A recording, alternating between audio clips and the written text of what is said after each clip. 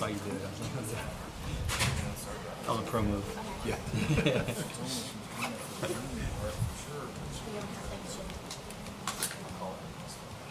I'll wait. She's close and not sure. Okay. Understood.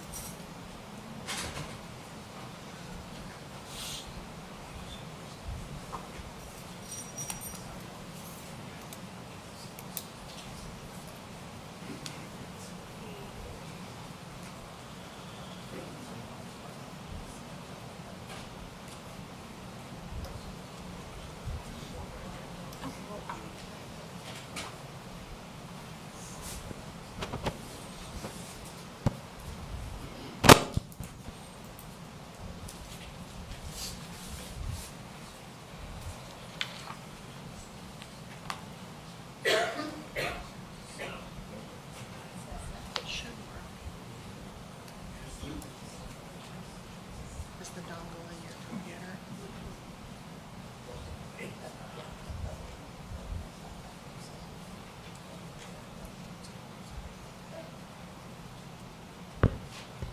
I have a microphone.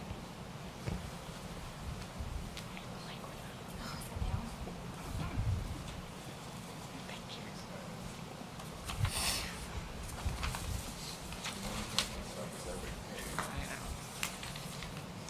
You know, I get nervous.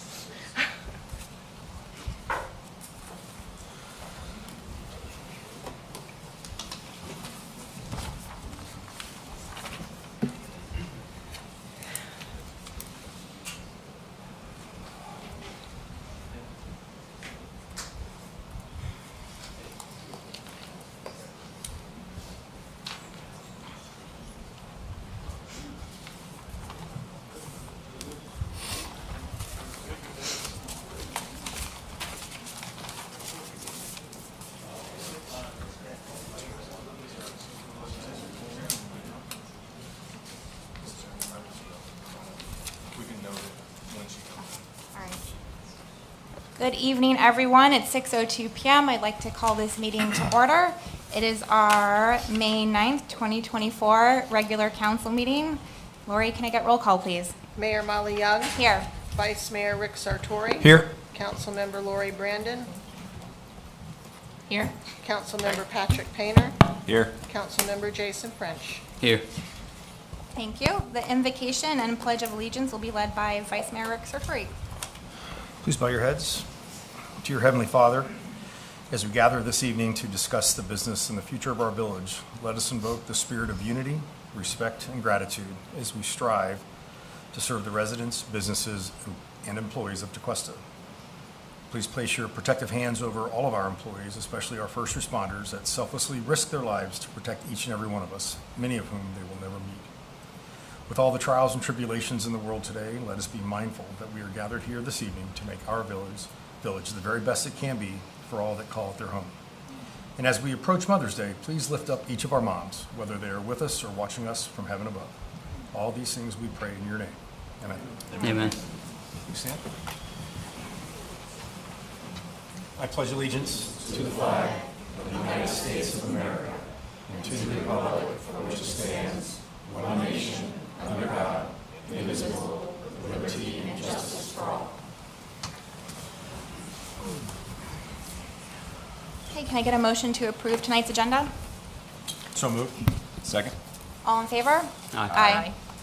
Okay, first up, under presentations, we have a proclamation proclaiming May 19th through 25th as EMS Week in the Village of Tequesta. Lori?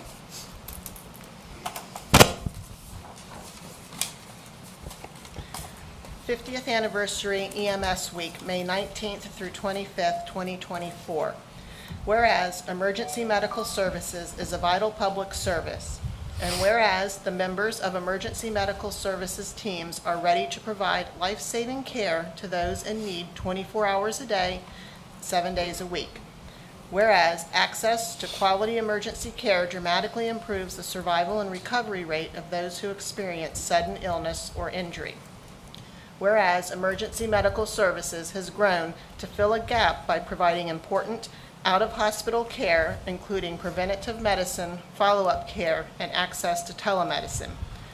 Whereas the emergency medical services system consists of first responders, emergency medical technicians, paramedics, emergency medical dispatchers, firefighters, police officers, educators, administrators, pre-hospital nurses, emergency physicians, trained members of the public, and other out-of-hospital medical care providers.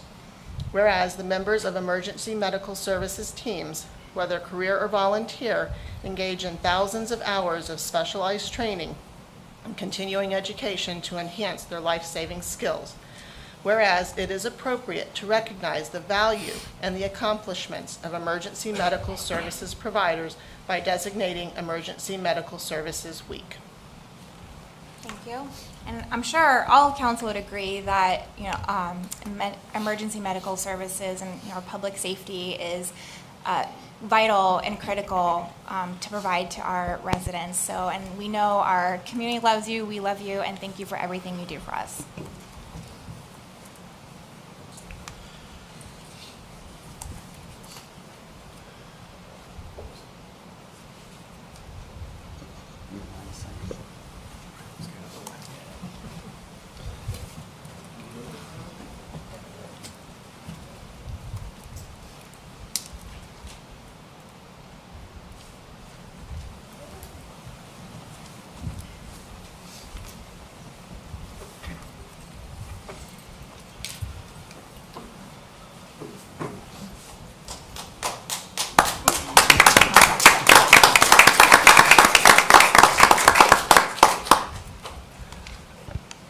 Okay, on to the consent agenda. Can I get a motion to approve the consent agenda? So moved. Second. All in favor? Aye. Okay, communications from citizens. Lori, do you have any cards? Mark Sapiri.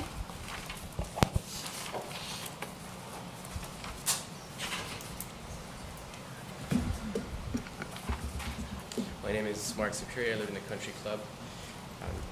Last month, the council reorganized and decided to switch Lori Brandon out of vice mayor position. To my view, that decision was a mistake.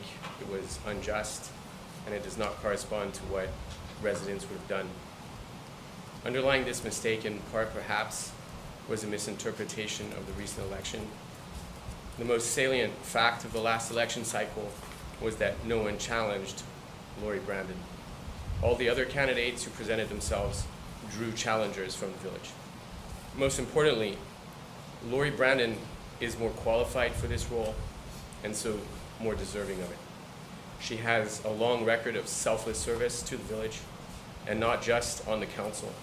Even before serving on the council, Mrs. Brandon often helped the village by taking on many of the little tasks that make life in community better for everyone, even if they don't reap public recognition. Also, she knows the village very well. She has engaged for years all the important discussions affecting the life of the village, and her voting record is easily one of the best in the last 10 years in the perspective of prioritizing the interests of the village. Sometimes that meant voting against a fashionable interest or her colleagues, and that takes courage and leadership. Mrs. Brandon is not a politician. She has earned, through her record, the trust of residents.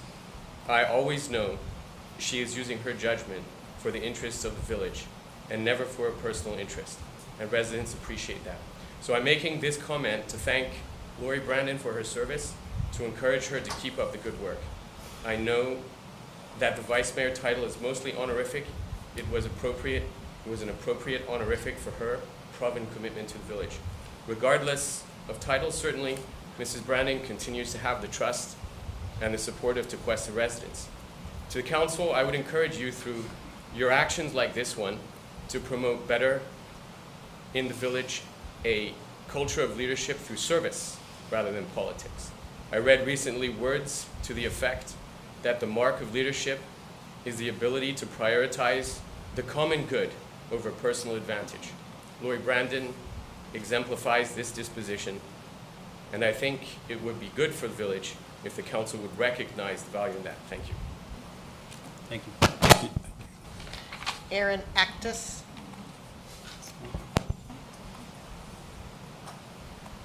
Good evening. I didn't know I would be speaking so soon because I came in late. I'm not sure who is Lori. Hi. Lori, hi. Hello. Congratulations on that. I am a resident of Jupiter. I'm an avid boat watcher, so it's interesting that that was his topic. I have decided to come to the municipal meetings, as many as I can get to break down your precincts and what it looks like for your municipality, because I have noticed on your website you don't really provide that information. So I was hoping this would kind of open your eyes to maybe providing more information to your residents regarding their municipal elections and also the presidential election, which just happened. So as far as I know, I believe you have, how many precincts do you have? Do you know? Because I believe you have 6. You have 3 minutes to speak, Okay. so if you could just finish. Okay, well, I believe you have 6 precincts, and out of those, the demographics that I come up with, I look on the Supervisor of Elections website. I also look at the Department of State website. So all of this is all just public information. Some of it is public records as well. So from what I gather, your demographics of your 6 precincts, you have 4,397 potential voters. In this election, your vote by mail turnout, you had 492. For your early voting, you had, I believe it's 202 or 102. I have to use a different font, I think, for my numbers. For Election Day, you had 688. That is a grand total of 1,282 voters who participated in either the municipal or the primary, which we can't really tell the difference. That would be more information I would have to get through public records. That's a 29% turnout. So hopefully, with this information, you can encourage your residents to improve their turnout, preferably on Election Day. We're finding that there is the security and chain of custody for vote by mail is very, doesn't have a lot of confidence. We're also investigating early voting and some of those, so we recommend voting Election Day, of course, getting there early if you can, and helping some of your neighbors also attend. So thank you for your time. And if I have any questions, I'll send you some information by email if you like. Thank you, and I think the clerk's office would be appropriate. So where? So if you want to, is the contact information on the card? Okay. Thank you. Thank you. Yep. Nikki Saxon.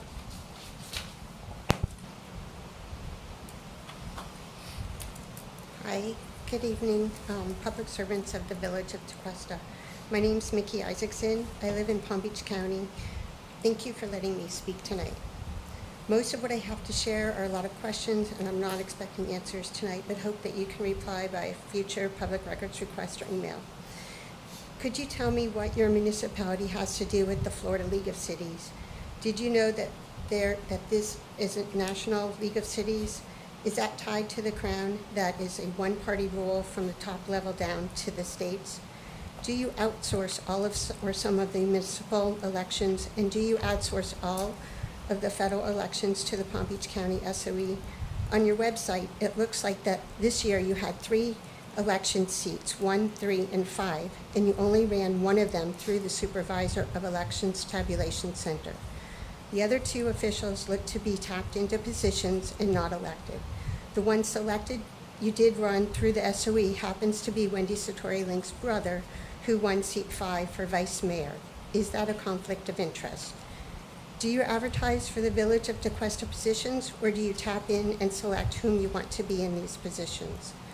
The census shows the Village of Tequesta is 6,000 people with approximately 4,800 voters. If you take 1,500 persons per precinct, you would need 3 to 4 precincts. However, I noticed you have 6. Could you manage your precincts down to a maximum of 4 and save money?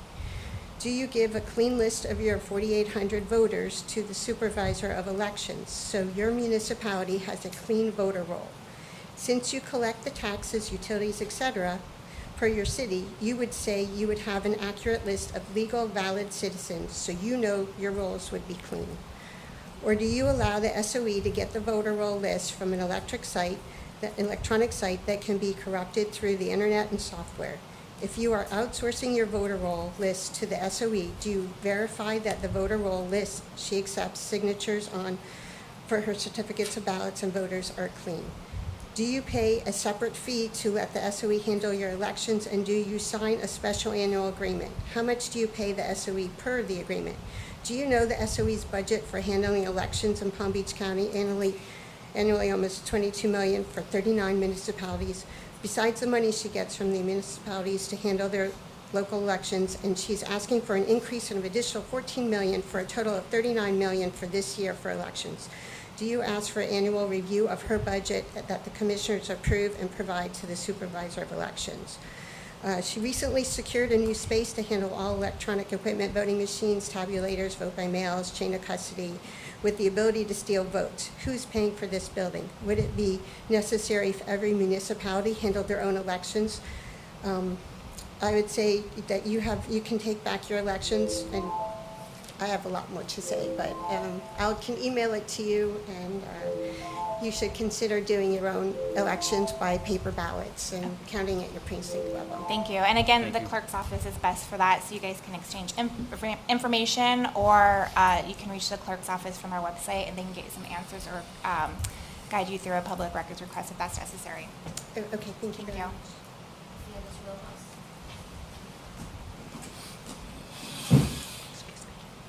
Good evening, greetings, Village of Tequesta public servants. My name is Candace Rojas. I reside in Palm Beach County, and I'm here today to put you all on notice as a sovereign American and requests for your oaths and bonds, which I have here. This is step 104 to activate the military. The Constitution states that all of the power, not some of the power, belongs to the people. It also states that fraud vitiates everything, ab initio. I'm here to boldly intercede for those without a voice, defend the Constitution, and restore the Republic. If you've not already heard, there is a changing of the guard happening. A paradigm shift is taking place all across the nation. No more generational political nepotism. No more secret societies controlling the masses. No more appointed board members via a tap of a secret handshake from secret societies. The facade of power and control from fake leadership is over tonight. This leads me to mention your published election results from your own governmental website. The only race that was listed is Wendy Link's brother, seat 5, Vice Mayor Sartory. However, seat 1 and seat 3 were renewed by the tap without an election from We the People. If this was not advertised, this is actually criminal. Did you know that Palm Beach County is an illegal foreign corporation called the Palm Beach County Charter, with a 200-page home rule charter where you create your own rules to impose regulations and fines upon the people? And Village of Tequesta is part of that charter. There's no documentation proving certification of your elections. Your village is a member of the League of Cities, which seems to be of a conflict of interest with your duties to We the People. Does the League of Cities equal United Nations or the World Economic Forum? Therefore, each of you, whether you are elected, appointed, or selected, or your staff, you have no valid or legal oaths or bonds. Fraud vitiates everything, ab initio. You do not follow the Constitution or common law. Instead, you're operating under maritime law, following fake statutes that benefit your own narrative to control your constituents. Your town leaders are not transparent, and you have no accountability to the people. You're not working for the people. Currently, there are foxes guarding the hen house. You charge illegal taxes, fines, and fees. During the 2020 COVID pandemic, you committed crimes against humanity by locking people down, closing public spaces and businesses, and promoting death vaccines that restricted those who opposed them. We have not forgotten the tyranny and treason that was committed in 2020. Thank you. Thank you. Thank you. Thank you. The clerk? The clerk, please. Thank you. I'm sorry, Laura, were there any more cards? Okay. Any other citizen comment? Okay. Moving on to communications from council. Council? Yes, I have one. I recently visited Sarasota and in their University Town Center. I was there for a rowing regatta with my daughter, and I came upon the Bal Harbor freestanding shopping that we spoke about not too long ago. And I just wanted to report back to the council kind of what I gathered from there in case one day it does come back. They did a great job with the area. It was clean, it was organized. It was a high-end restaurant with high-end shopping that changed during the weeks. It was well done, professionals. It's absolutely different area that it was in Sarasota. It's University Town Center. If you've never been there, it's a really cool facility and shopping area, I guess.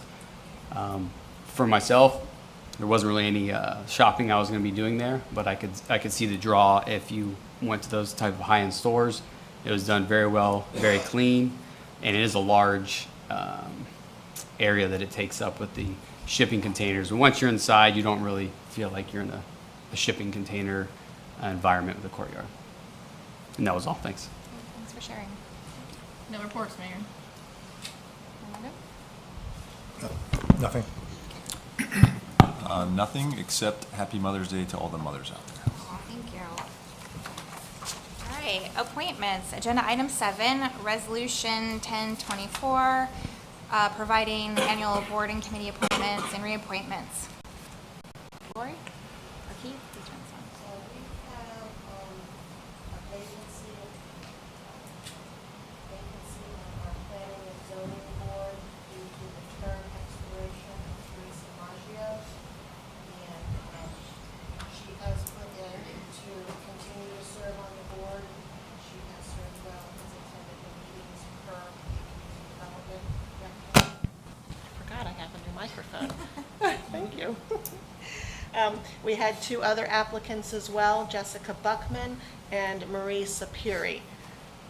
We also have a regular member position on the General Employee Pension Board that is ministerially approved by council. That position is the 5th member of the board, and the pension board votes for that member. And they did vote to retain Mr. Rhodes on that board. The same with the Public Safety Pension Board. This is one regular member position appointed solely by the pension board, and that person is Peter Allen. So the 2 pension boards are ministerially approved by y'all, but you do need to decide who you would like to fill the Planning and Zoning Board position. Thank you. All right, I'll open it up for discussion on the planning and zoning board position. I don't have any further comment or discussion on the current Teresa Maggio. If Teresa would like to stay in her position, I actually would support that this time. That's it. Okay. Yeah, I would agree with that, given her her record of attendance and participation. I think it could make sense, assuming she wants to stay on, to keep her on. But I agree, keeping Ms. Maggio on, although Ms. Buckman and Ms. Superior are very qualified candidates and very involved in the village, so thank you. Okay, and my apologies. Usually, I know we call the candidates up. I think we know you 3 so well by now, so I think that slipped my mind. Do you guys want to say anything? I apologize about that. No, you're good? Okay, is there any public comment? No. Sure, come up. Marie Sapiri, I live in the country club. I think I know which way you're going, and I support it completely, as I explained in my thing. I would just, when there's a vacancy, I would like to be promoted. absolutely. Thank Thank you. you. Thank you. Were there any cards on this item? No. Okay. All right, council, can I get a motion to approve the appointment of Teresa? So moved. Second? And the administrative Yes, if you could also appointments include, for yes. the General Employee Pension Board and the Public Safety Pension Board. Add those two as well. So moved. Second. All in favor? Aye. Standing reports, Village Attorney, No report tonight, Mayor. Village Manager. A couple things. I know you see a lot of orange cones out there, which are, I say problematic, but I guess an inconvenience. The sidewalk project on Seabrook, we're anticipating that to be about a 30-day project.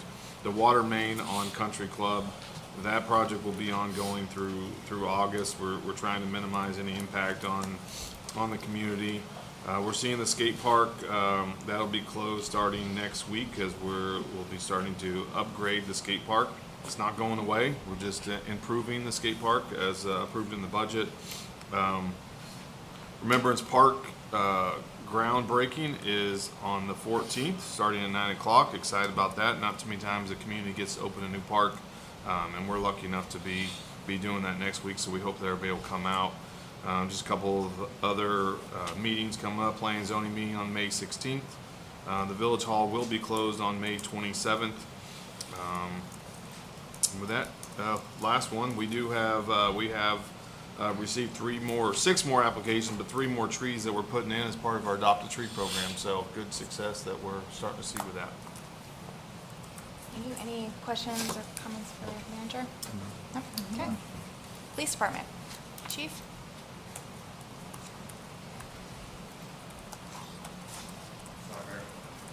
Evening, Council. Before you have my report for the month of April. Just a couple of highlights I want to touch on.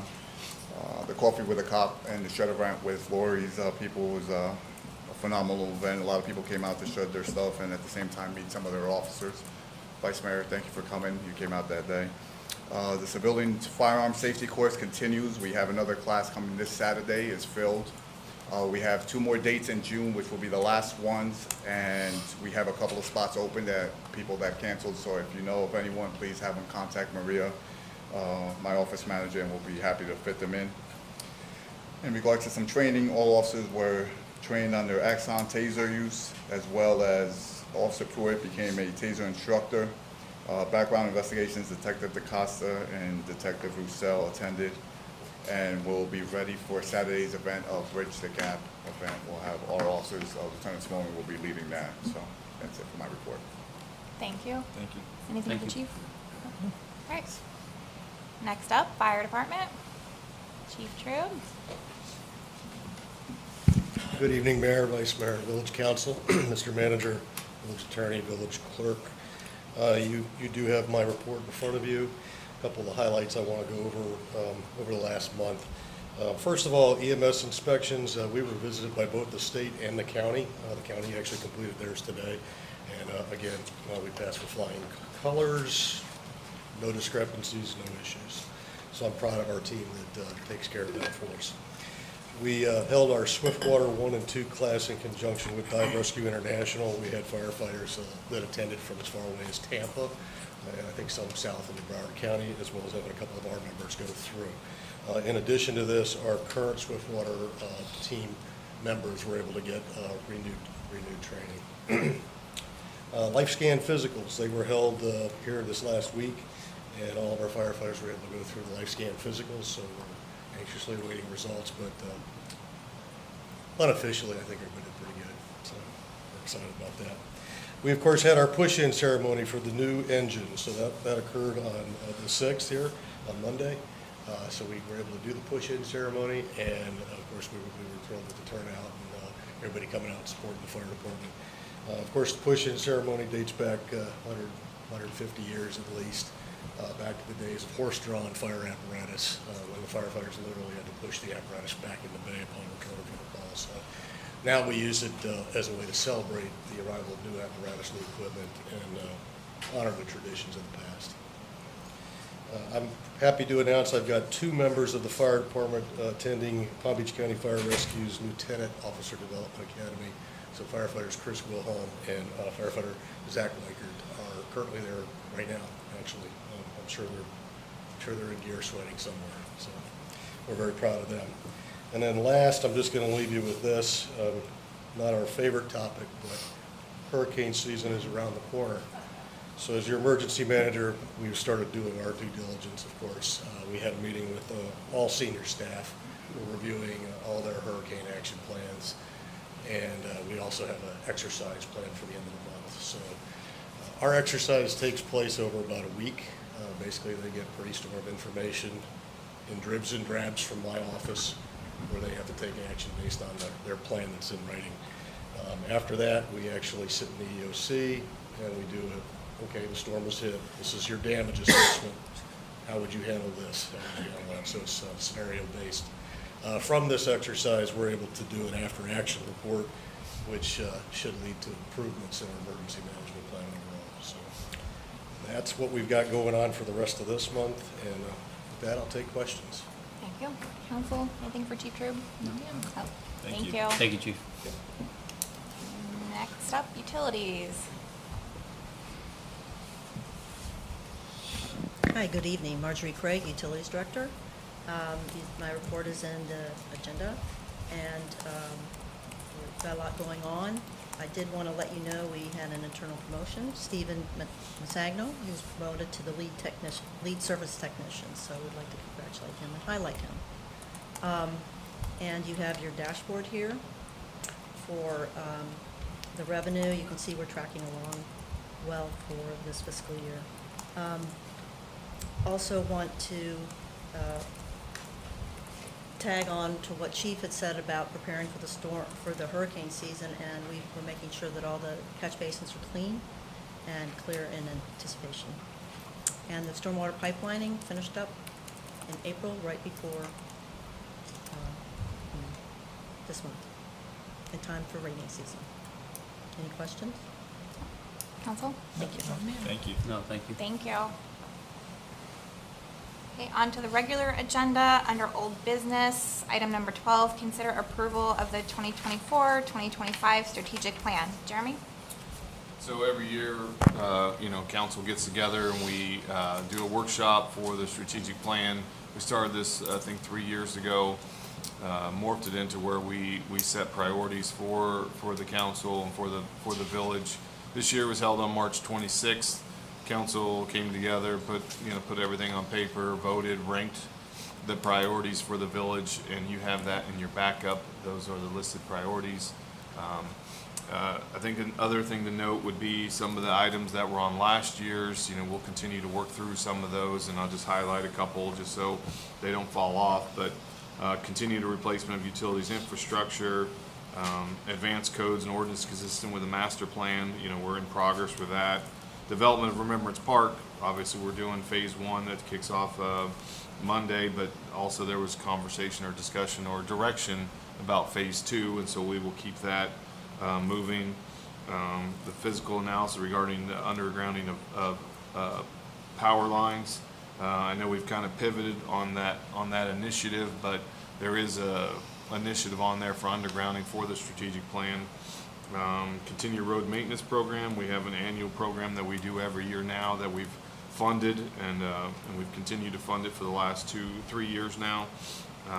And then I think, one that expand the tree planting efforts. We just did a large tree planting effort. We will continue to look at moving forward with that. And I think the other one that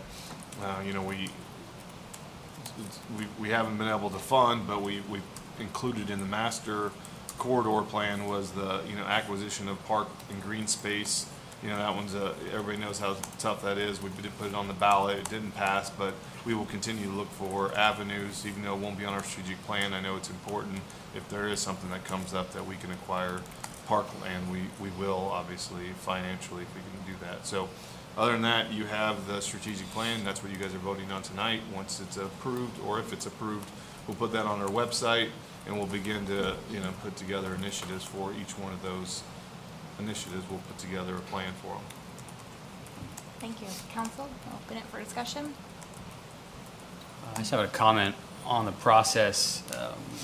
For not everyone that was involved in it, we took the time to have multiple steps on going through a strategic plan, not only on our own, thinking back and going through data, but also it was a 3 or 4 hour public meeting that was recorded to go through all the different items and really decide what was best for the village.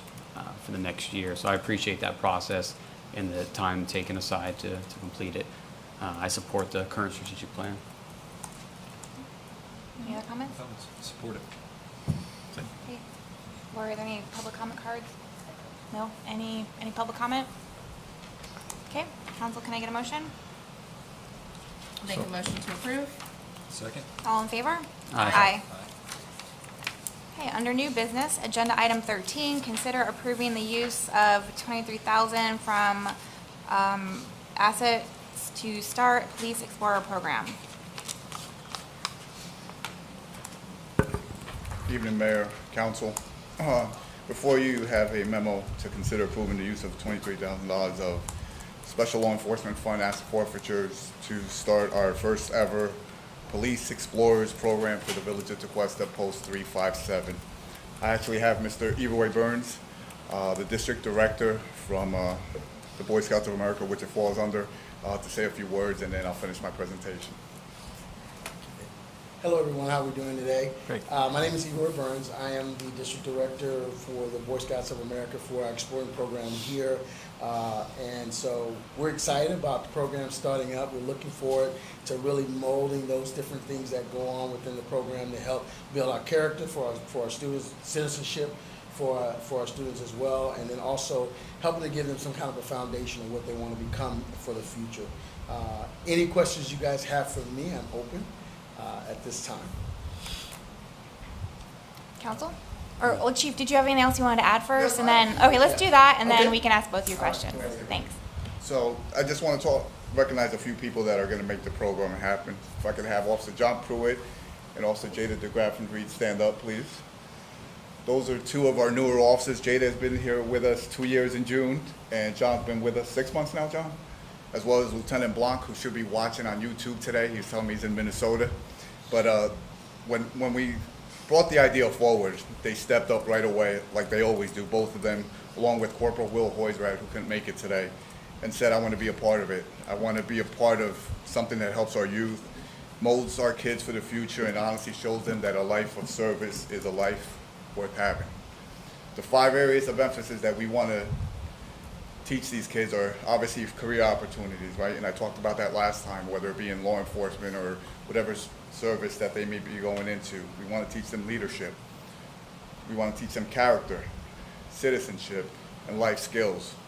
So the plan, the way it's divided, they meet once a week, every week. Right now it looks like it's going to be Wednesdays for an hour and 15 minutes, 45 minutes of which will be in classroom setting, they will learn different tactics in regards to policing and crime scene, anything with law enforcement, and then 30 minutes of physical activity with the kids. So the officers will be out there with them as well. The reason we're asking obviously for the money is we want to be the ability to purchase uniforms and radios and things of that sort. We're also going to combine that with monthly cleanups, monthly service to the village and community, whatever it may be. Pastor Paul's back here, and I didn't mention Pastor Paul. He's also going to be a big part of it as far as conversations with our children. Our children go through so much, and we want to make sure that they know that the Village of Tequesta is not only listening, but we want to help and be there for them. So this opportunity, I think, is great for our residents, our young youth. It's for 14 to 20-year-olds. My understanding is we've had a couple of people already approach our Officer Pruitt that want to be a part of this. We'll be kicking off if passed, of course, a campaign where we'll start actively recruiting. But we're all excited, and again, I just want to thank Officer Pruitt, DeGraff and Reed, Will, and Kurt. Once again, they're just always stepping up, and I get to stand before you each month and tell you some of the great things that we do, but none of that is possible without their hard work. So I just honestly want to extend my thank you to them personally, and just say we're excited. We hope this will be a great program for everyone. So I'll take any questions, and Eroy, stand by in case I need you. Hey, council? Yeah, no, I love it. I actually really loved reading the introduction letter. I mean, it kind of fired me up. Not that I'm in the 14 to 20 age group, but no, I love the mission, particularly the character building and the hard work aspects. I think this is great. Our kids need it. I for some reason, when I was reading the introduction letter, and I guess maybe it was the word youth, I was envisioning like younger kids. Is it typical to go all the way up to the age of 20 Is that? It is, and then you're allowed, you work and you're allowed to then volunteer as an adult supervisor. They can volunteer. Once they get to 18, you put them in what's called Explorer Participant, and at that point, we're looking to find out what their vision is and where they want to go. Because at that point, they should be ready to graduate college and have an idea of what they want to become a police officer. Then we need to try to help them figure out what the next path will be. Gotcha. Okay. No, I'm fully in support of it. The funds are there. I think it's a great program for our village. Same. Just a comment, thanking you, Chief, for putting on this program. It's a great program, and for your officers who stepped up and volunteered this time and extra effort. I know it is extra, and I can tell you that myself and I believe our residents definitely notice your officers wearing different hats, and a lot of village personnel wearing different hats to get the job done. So I do want to tell you that we notice that, and thank you very much. Thank you, Council. Appreciate it. I only have 3 things to say, if you don't mind, Vice Mayor. No. It's about time. Thank you. And I fully support it. Thank you. Whenever all my colleagues said, a great program, and thank you to our officers that are out there every day doing everything they can to make our village a great place. So thank you. I think it's a great program to provide. I just have 2 questions. The age, I'm assuming this is a tried and true program. The age span, the 14 to 20, like there's a big difference between a 14-year-old and 20-year-old. Do you break them up in like age groups to do stuff, or are they all like? So basically what happens. And can you come up to the microphone just for, no, you can come up too, but just it helps to speak in the microphone so everyone can hear. In the recording as well. Hi there, I'm John Pruitt. Back in the 90s, I used to be an Explorer advisor for Boynton Beach Police. So we definitely work with a younger group. It's a totally different thing. When they get to be adults, they become kind of like advisors. And they're very experienced in the program by that time, so they're more of adult supervisors at that age. But the Explorer program, you will see them all over the village in every different event that you have. We'll have them there doing crowd control, traffic control. It's a very professional organization. They'll be in their uniforms and stuff. So part of each meeting is training, and then the physical fitness part of it, we have them do formations and march. We train them to be honor guard. So at some events and everything, we're going to start with our honor guard presenting colors and everything like that. So it's a very paramilitary kind of thing, a pre-police thing, and a very high percentage of the kids end up going into law enforcement. So it's pretty cool. But once they reach the 18-year of age, they become like an adult advisor. But Mr. Burns can explain more on that.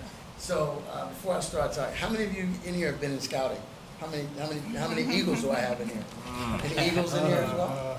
Okay, so normally what happens is with this program, a young man may start out as a scout.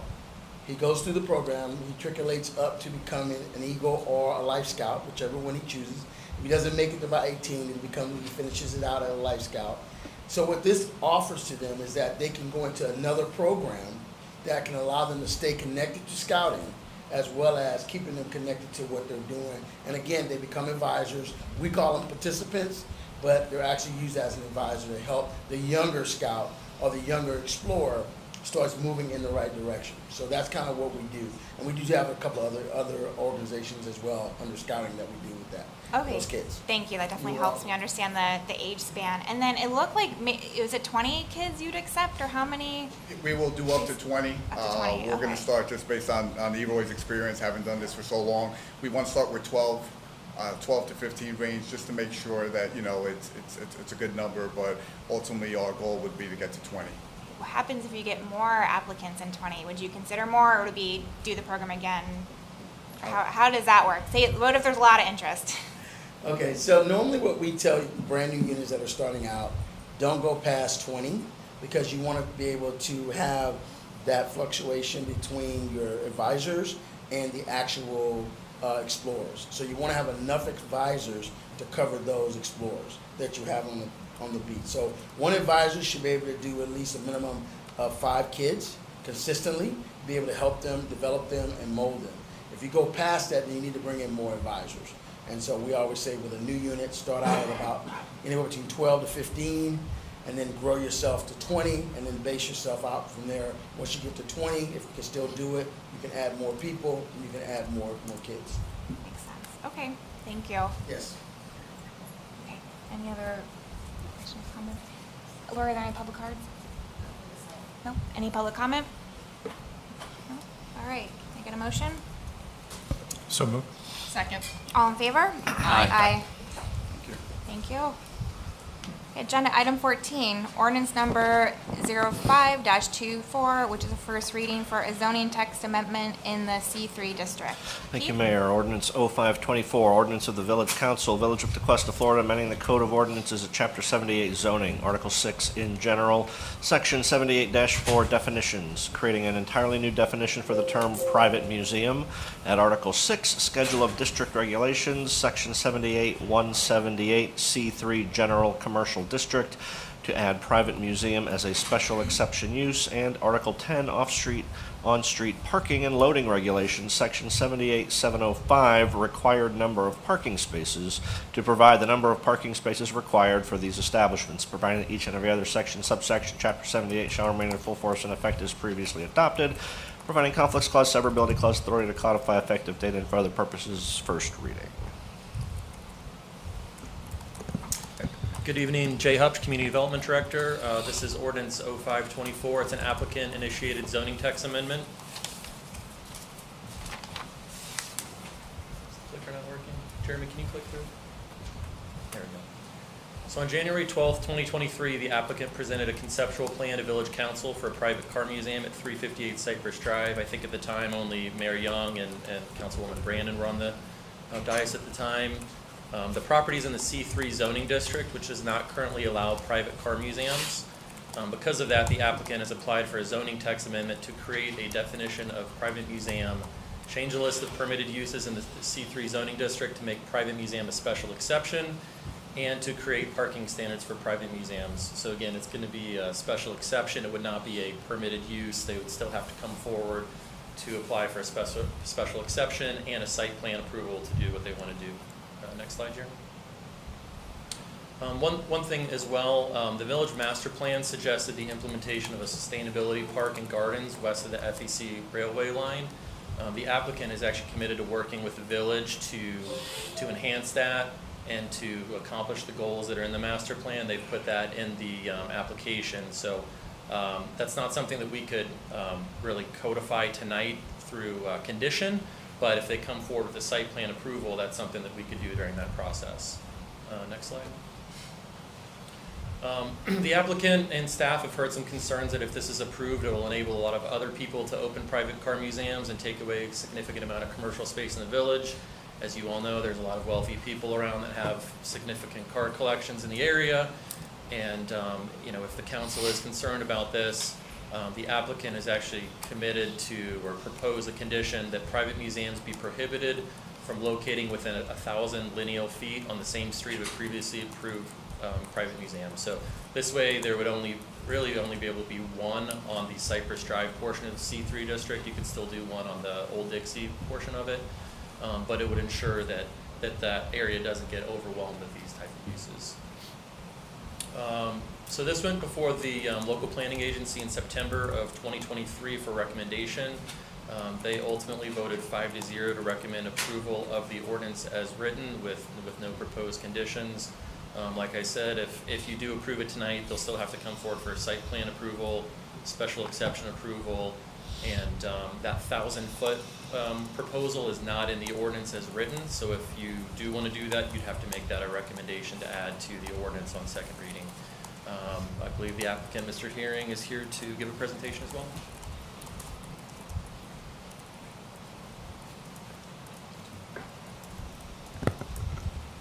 Good evening.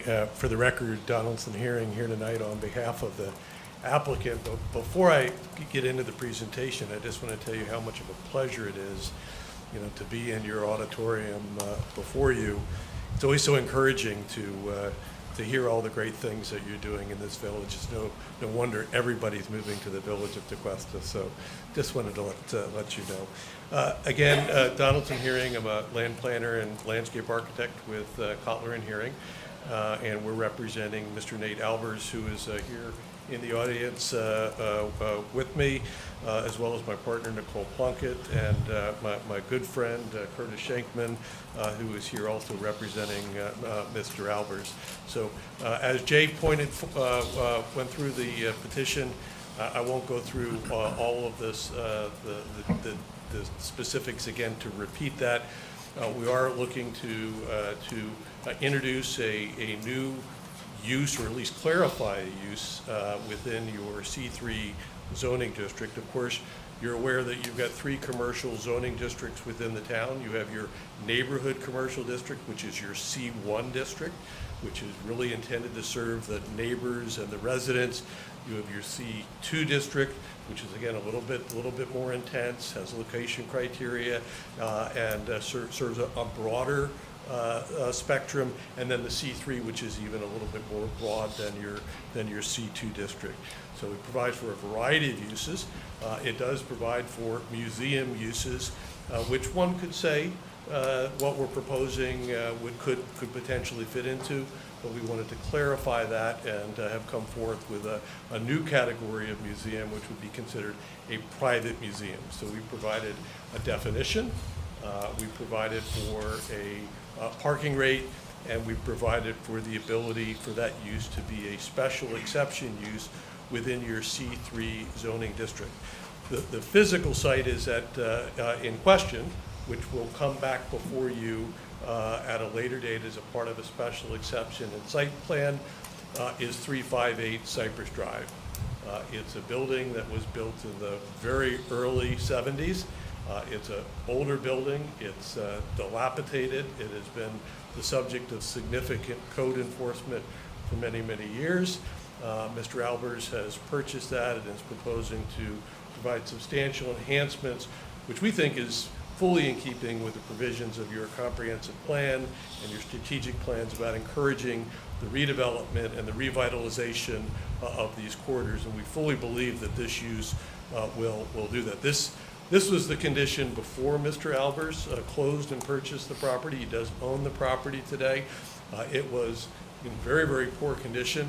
There was no landscaping, so the parking lots didn't meet those provisions of your plan that talk about lush, green, landscape parking areas. It literally was a parking lot of old, broken down cars, most of which did never move. So Mr. Albers has since cleaned the site up. He's improved it. The building is old. It requires some structural enhancement as well. So we talk about resiliency for storms, hurricane season coming up.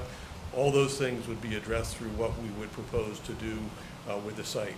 Landscaping, and as Jay pointed out, we have committed to enhancing landscaping and maintaining the portion of the corridor, green corridor, which is adjacent to our site, and we would even be happy to transition it a little bit to the north and to the south.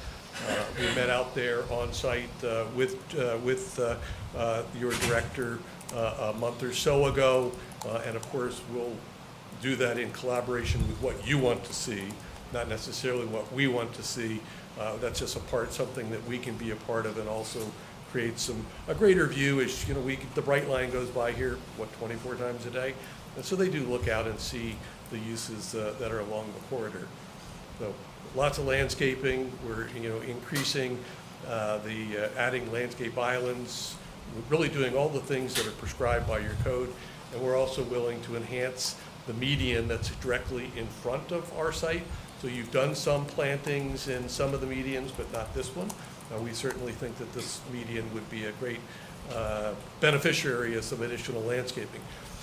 This was the initial scheme, I think, of the architecture that we represented to you back in September, based on some of the comments that we received, and in working with Jay, we proposed enhancements to that. Our architect is Joe Thomas with Burrs Thomas. We're looking at adding green walls, creating a landscaping that's very, will enhance the sustainability of the site, lighter, brighter colors that are in keeping with the colors of the coastal palette. We have to work with the framework of a old metal building, so there's some things we can do and some things we can't, but I think we've come up with a great plan to do that, adding a lot of glass, really making it much more pedestrian friendly. The white awnings that would be added to the building would be a significant enhancement. The building would be utilized as a private museum for cars and other memorabilia. Mr. Albers would utilize the space for his personal office. He's a resident here in Tequesta. He's building a new corporate office building just over the Tequesta line over in Jupiter, but he has many employees that live in Tequesta, and so this will not only be a use for himself, but also will facilitate his business activities as well. And he's also offered to make the facility available for philanthropic purposes to the many nonprofits and other endeavors that might be worthy of the Village of Tequesta. And that's a commitment that I know we met with the manager and others and stated that, so I wanted to make sure that we stated that on the record. Jay went through all the provisions of the code that are written in the new proposed ordinance, so I won't repeat that, but we provide a definition, we provide a parking rate, and as Jay had pointed out, we've also proposed to incorporate what I call a limitation, but it's very common in many other areas of your zoning code. You provide location or separation criteria of uses. So we thought that this would be a very viable one, which would basically limit other uses on the same street within the C3 zoning district. So if that's a concern, that's certainly something that could be easily added. And these types of limitations are very common within zoning codes, and you've got several cases in your own zoning code where that exists. So we believe that this is a good use. It has been, I would say, D-class space, maybe E-class space for many, many, many years as it relates to, the quality of leasable space within your village. And we're looking at substantial enhancement. Will substantially increase your ad valorem values, but we think it's a good use that will spur additional reinvestment on the corridor. And so we would request your support and your approval, and certainly would like to have the opportunity to rebut any comments that might come up. And I'll conclude my presentation. Thank you, Mr. Herring. Council, we'll open up for discussion. I have a few comments. And I know tonight we're speaking about the special exception, but I'd like to flesh out some of the other issues as well, so we have as much time as possible to speak about them, so they're out there. I talked to some of the neighboring businesses that have been established there for a long period of time. None of the neighboring businesses seem to have any issue with changing that building into a private car museum. That building is dilapidated and has been vacant for a while, and it looks like it, to those businesses, would be a benefit to the surrounding. When we're looking at buildings here, one of the ways I think I weighed is the public good. And I think this one is limited on public good. I was happy to hear the nonprofit ability, if possible. I understand there's no commitment to that, but just hearing that, I did enjoy hearing that. But the public good is limited. However, I think the benefit outweighs that risk of the public good in that area, especially when I have a vacant building and I have a known use and I know what it's going to look like. I know the future of it, instead of just having a vacant building where I don't know where the future is going to lie, who may buy it afterwards, what other business could go in there. And pardon me, I'm just reading through my notes as I'm taking a look. I had one question on why the time limit. Since the last time it was brought up, why is it being brought up now? And it's a year later. And let me just do one more, and then you can answer those. And then, what type of traffic can we expect on a daily basis here? Are we talking just some administrative office traffic, different events, events that require valet? Is there a police presence issue? Is this collection of such value where our police are going to have added work or planning or attention? Does that affect this at all? And then in final, I would require that 1,000 foot prohibiting anything else on Cypress. Very good. Counselor, thank you very much for your comments. I'll try to answer your questions. First, relative to police activity, we will coordinate with your police department. We will put in a very high-end security system, which will work in collaboration with the police department. I'm sure that that's the case. So I'm very confident that that would be addressed.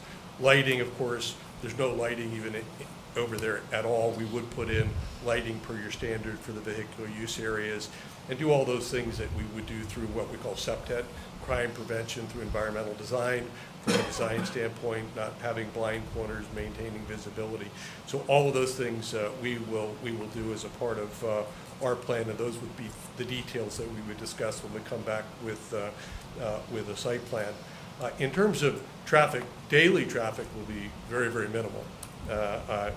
Nate may be there with another employee, so one or two vehicular trips a day. If there is an event, it would be something that we coordinate through your office. Anything that would require any type of traffic control or any type of off-site parking, those are kind of be the triggers. If the number of people that would go there require more parking that's on the site, we'll apply for and seek a special event permit. And that would be the same if there's any other nonprofit events that we would work out, whether it's through, the Lighthouse Center for the Arts or some of your other great nonprofits that you have here in the village. So hopefully that answers your questions that you have. Yeah, the last one was just the time period between last time it was brought in front of the LPA until now. Right. We were waiting till we closed on the property and waiting till we had a full council that was seated. Understand. Thank you. Okay. Thank you, Don. Appreciate it. I think I fall kind of in the same bucket as Councilmember French. We always start with like, what is the public good, right? And it's arguably, and we've heard concern from some of the residents about that, and I hear that, I certainly do.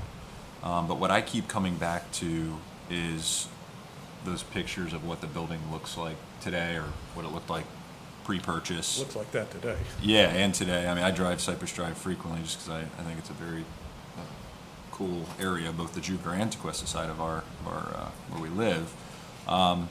So and this was a tricky one for me, I will admit, because of that public good aspect. But, by that I mean, like, is there a direct public good that can be derived from a strictly private use? Probably not. But do I think there's a public good that can be derived from improving the building and surrounding property, which in turn should ultimately draw others to the area? I do.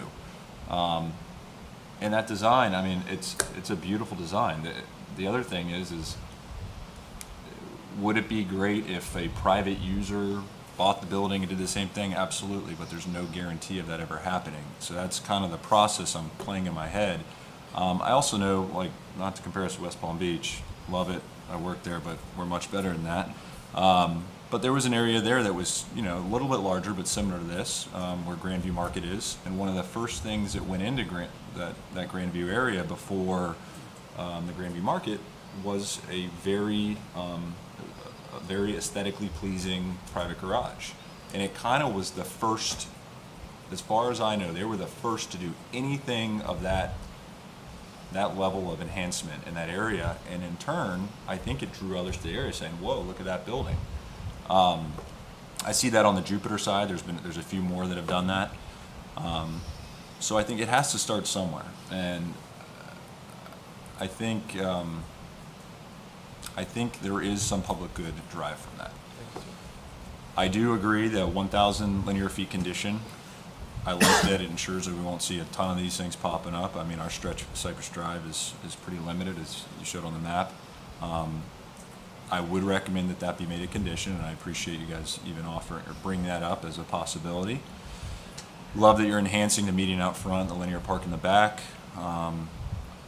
The last thing, sorry, I'm like Councilmember French, just reading through all my notes here. So the definitions that were proposed, I like the LPA's definition. I think it's a little tighter, not quite as clunky with the philanthropic language, but my only question is, I don't want to, by not incorporating that language into a proposed definition, and I don't think it does this, but don't want to do is, like, if they want to have a private event or a philanthropic event, I don't want them to be prohibited from doing that by not including language. Are we any issues there or that we can think of?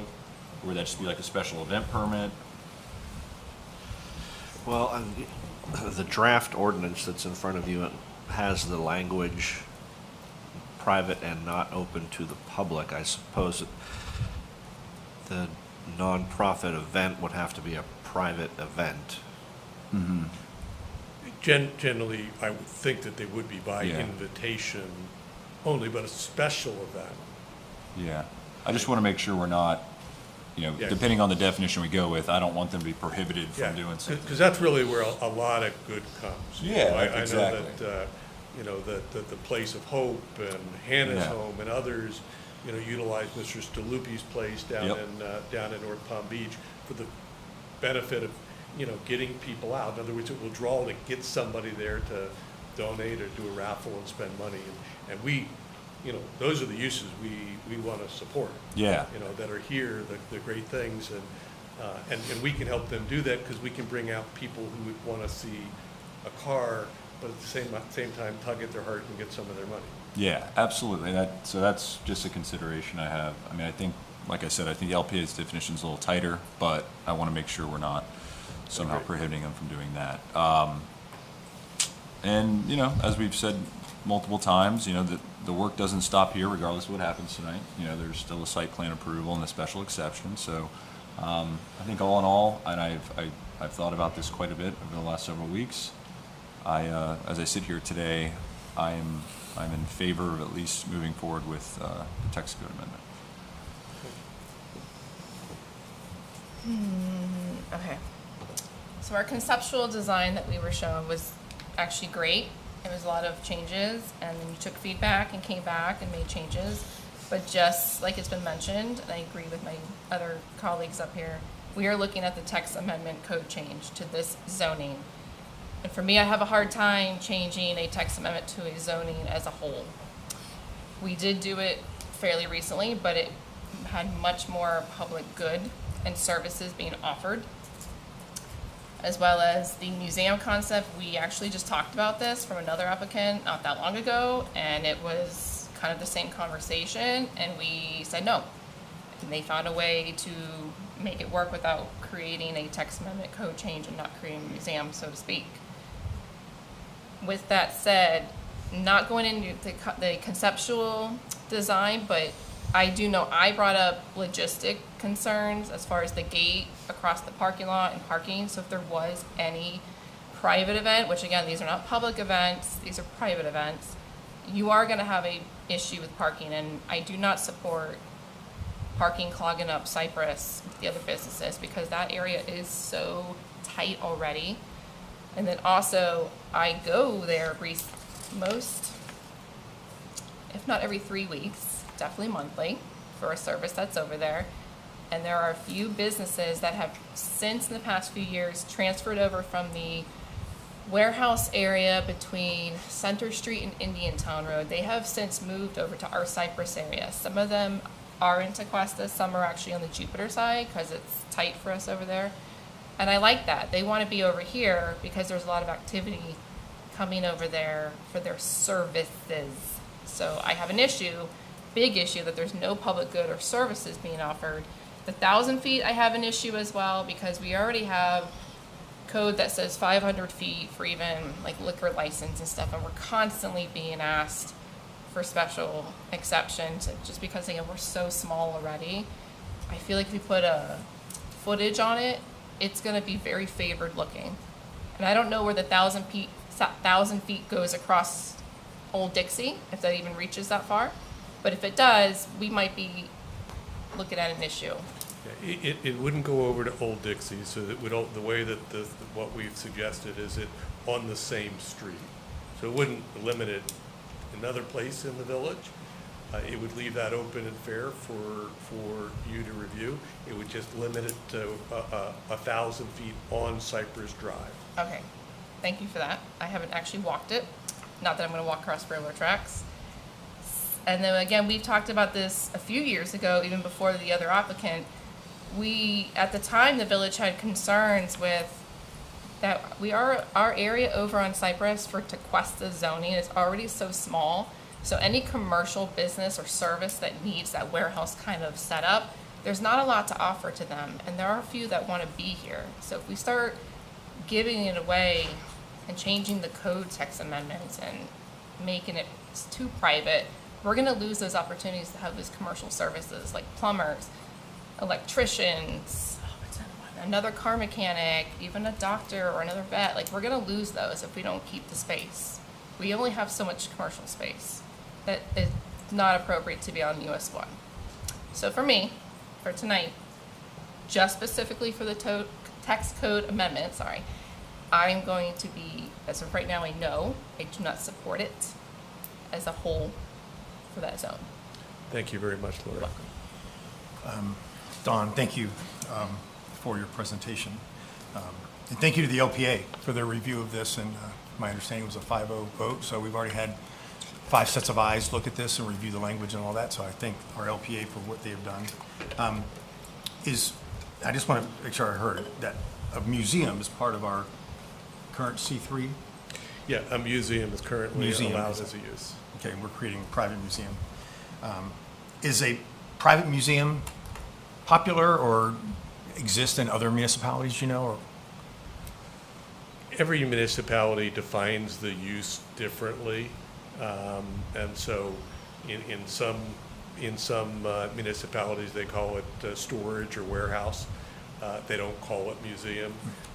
We think that private museum or museum, whether you call it, it doesn't, from us, it doesn't really matter which way you call it, is more appropriate and more defining, and probably a better use than a total dead use like a warehouse, because that's not what we're doing, because there will be commerce taking place. I mean, Mr. Albers is a businessman here, and he's got lots of employees and does things all over the country, so there are some things that are positive that are here, and we want to be a part of the village. And I think one of the things that we commit to, and I'll say it again, is we do want to do events with the village so that the community is enriched, and we want to be a part of it.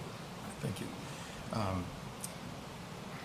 There's been a lot of, I've heard, brought to my attention, sentiment out there about this zoning text amendment, how it's going to change the fabric, of the village and that of Cypress Drive. And I understand that change is coming. But I don't necessarily agree with the point of view that it's a detrimental change. I hear that by Mr. Albers buying this property, he's taking away the opportunity for another business to go in there. But Mr. Albers, what if he put his business in there, what his normal business is, if he did that versus this whole process, I think there would be very little engagement with the residents of Tequesta utilizing his services. And I think the services, what he operates in his business would fit in there. So I appreciate what you're doing and trying to do the right thing and be transparent with this, because if Mr. Albers bought this at fair market, nobody else was clamoring to get in a bidding war with him, I don't believe. So he bought it fair and square. Nobody was lining up to try to buy it to open up another automobile shop or subdivide it into smaller units. So to say that if Mr. Albers wasn't using it as a private museum, there would be more engagement with the public, I don't know if that's an accurate and fair statement, just based on the line of business that Mr. Albers is in. Yes, we lost a auto body shop, I guess we'll call that what it was. But we still have 3 more repair shops on Tequesta, on Cypress Drive, and 2 more within the village. One on Old Dixie and Bridge Road, and one on US 1. So there still is plenty of opportunity for people to get their car fixed and repaired here locally. This C3 general commercial district, has a very diverse business base. When we think of C3, you think of what this parcel used to be. That's what I think of, heavy industrial, car repair, things like that. But that's really not what the makeup of the businesses are. You know, I mentioned that there are 3 other auto shops on Cypress Drive. There's about 35 businesses total. And there's also about 5 to 7 vacancies in some of the storefronts. So there is opportunity for other people to come in at other parts of Cypress Drive. So I don't think by taking this property and making it a private museum, we're taking away from the opportunity for private business to still relocate there. Because on one of the plazas, there's 11 bays, and about 3 or 4 of them are vacant in one parcel alone. As I mentioned, there's 3 automotive stores, there's a veterinarian, there's 2 canvas providers, 2 hair salons, 1 dry cleaner, 1 realtor, 1 family private investment firm, a ballistic hardening provider to make your building bulletproof and ballistic safe. There's administrative offices for 2 construction contractors. There's a digital marketing firm, there's graphics, there's a restaurant, there's an engineering firm. So I think these are uses that aren't in that traditional down and dirty, roll your sleeves up kind of industrial district. So I don't see how we're damaging the fabric of this C3 district by doing this. You know, as I said, Mr. Albers, you know, purchased this fair and square. Anybody else could have gotten in line to try to purchase this as well. And if I said, if Mr. Albers was putting his business here, there would be very little public interaction. I don't believe that would be the case. That with the scale of what he provides and produces, wouldn't be used by the typical resident or a business within the village of Tequesta. As far as that 1,000 square feet, yeah, we have some that say 500, but we have one that is talked about often in here, and it's 1,000 square feet from any church. You can't serve liquor or alcohol within 1,000 square feet of a church, a rec center, or a club or a school. Well, we just went through that process. So there is precedent set to have 1,000-foot, you know, radius. So you know, I'm okay with that. There will be less traffic. It's going to be an upgraded building. And I believe that pride of ownership, like in a residential neighborhood, pride of ownership starts at the curb. And I think this will hopefully spur other people to do something with their building. Because from what I've seen on the Tequesta side, there has been some. You know, we had the 2-story yellow building that is professional looking. Tequesta Vet really spruced up their building. And this will be right in the middle of our Tequesta area, of Cypress Drive. And I support this building going in with the improvement that's going to be. And also remember what we're discussing as a council are various overlays. And Cypress Drive would be in the Tequesta Drive overlay, if I'm not mistaken, as presented, which that has talking about encouraging the entrepreneurial spirit and keeping formula businesses as a special use, no formula restaurants. And I think what Mr. Albers is doing with his building and the architecture of it is going to be very consistent for what we see on the Tequesta Drive overlay, where we see at Seabrook and Tequesta Drive and the Gallery Square North and Gallery Square South. And I think to see that whole district really start to blossom and come to life, I think Mr. Albers is going to be a key component of that and a participant in that. So as far as where I sit right now, I know there's going to be there's public sentiment out there about not doing this, but I see the positives as I sit here right now this evening, outweighing any of the negatives at this point. So thank you. I'll echo what some of my fellow council members said. You know, it's no secret that Cypress Drive needs a facelift, and there is obviously value into seeing redevelopment, existing buildings being improved. There is definitely value to that. A couple questions I have is, who came up with a private museum classifying this in this definition? Was it your team? Was it our community development team? Like, where exactly did that come from? Sure. Yeah. So when we initially reviewed the code, and Jay could probably speak to this. I mean, one could very easily make an argument that it could be fit within the category of some of the other provisions in your code. I mean, you have some provisions of, it's various indoor entertainment or amusement that one could suggest that this could fit into, because it's very nebulous, it's not clearly defined. But at the time, in working with Nielsen Zacharias' office, they felt that they wanted a better term. So, we came up with the term private museum just kind of based on our discussions with them. We're happy if we feel that there's a better term that would, provide for our use, but perhaps be broader for the purposes of the village, you know, we have no objection in changing that term. That's kind of where we saw it fitting in, like a museum was an allowable use. And so, you know, one could say this is still a museum, but we used the word private and it just clarified it so that, you know, there was no question that it would be an allowable use. Okay. And so this is kind of convoluted, right? Because we're here to approve a zoning text amendment. Yes, ma'am. And that's it. We're not really here to approve the building that Mr. Albers wants to do, what he wants, you know, to put in it. That's going to be, if this were to get approved, that would be a special exception in site plan approval. But the plans are provided. We know if this does get approved, you are going to proceed with submitting for the special exception. So the definition here for private museum is, it means a building used as a private display space for a personal collection of automobiles, art, and other memorabilia. The use of this space shall be private and not open to the public. So when I look at the plans that were provided, there is the area to put, you know, cars and art, but there's also a gym and showers and a vault and a tackle room. So to me, I'm like, this looks like a personal amenity space, not a private museum to store, you know, cars or art. So I don't know if this definition is appropriate for maybe at the end of the day what the property owner wants to do here. So I think that is something council should really consider. You know, we're approving this private museum, but the plans that may be submitted to me are kind of outside that definition, to be honest. And maybe legal can opine on that too.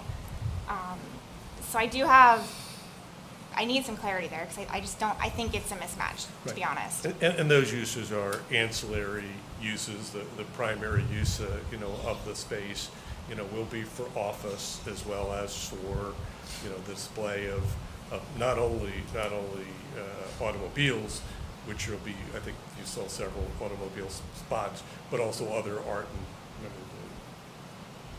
Okay. Yeah, I personally think the definition's a mismatch based on what the property owner wants to potentially We can do. certainly get with your staff between now and first reading and second reading and make sure that we have the best definition moving forward.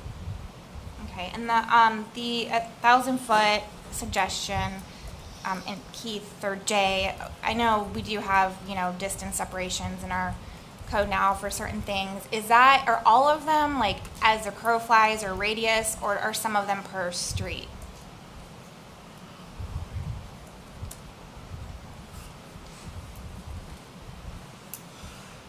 I believe it's as the crow flies, but I'm not 100% sure off the top of my head, so we could answer that the next meeting, or unless Keith knows. No, but I'd have to look as well. I don't know off the top of my head. Okay, so for C3 is so small, and even if you do it as a crow flies, I mean, I went on Google Earth, and I know it's not 100% accurate, but I think you know where even if you did it as a crow flies, like the rest of our code potentially could be, you're not allowing this use in C3 at all, I believe. So I take issue to that, because I do feel like it looks very special interest, like we're making this zoning text amendment for one person, and I think that's not a good thing to do. I mean, the optics are bad, but then it's, you know, someone else comes like, well, you made this one very specific exception for this person, or, you know, amendment, why can't you do that for us? So, you know, I don't know that that's the best idea. Maybe that needs to be revisited. To make it more, you know, in line with what we do, and then also making sure it's not a complete special interest. Just to clarify, though, it's 1,000 feet per street, so it doesn't encompass the entire C3. Right, but even if you did, though, I think it still would, potentially. It wouldn't.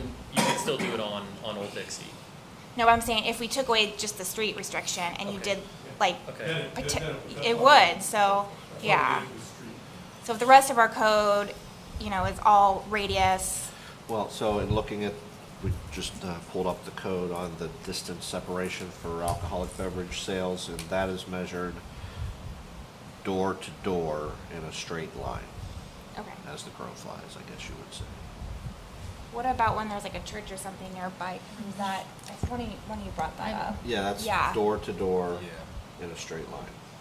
So you would find Okay. the main entrance of the one use find the main entrance of the other use and draw a straight line that connects those, and that's how you measure it. And then radius around that. Okay. So it's within 1,000-foot radius of that. Of that, door to door. Okay, so it is. Okay. Chairman, can you see what gas station says too? Because I know that's one of the ones that has a restriction. Again, for gas stations, I think that's a similar one too. Carry on going. Yep, no, I'm just looking, like the others, looking through my notes. I know in the application, you referenced some other areas like North Palm Beach and Jupiter Industrial District, and I think we don't have that kind of district here because we're so small. You know, our commercial space doesn't really allow to have that.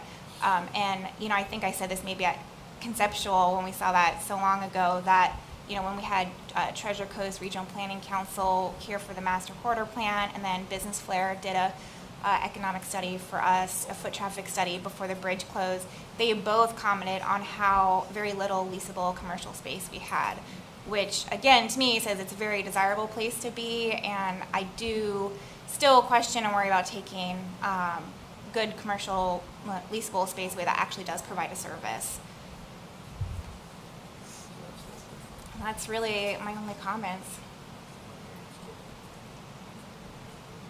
We'll let them go. Does council have anything else before I open up for public comment?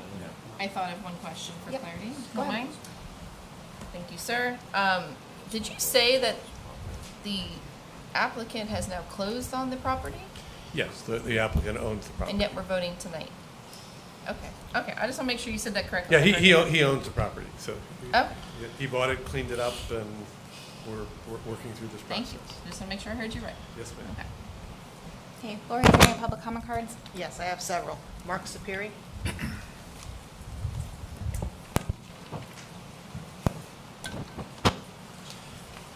Mark Sapiri, I live in the country club. First, Mr. Sartory, he bought this property knowing the law. How many times have you heard the council tell residents you have a responsibility to know the law here? You're changing the law. The way you're doing it, the double standard is absolutely an issue in this case. Also, you're wrong.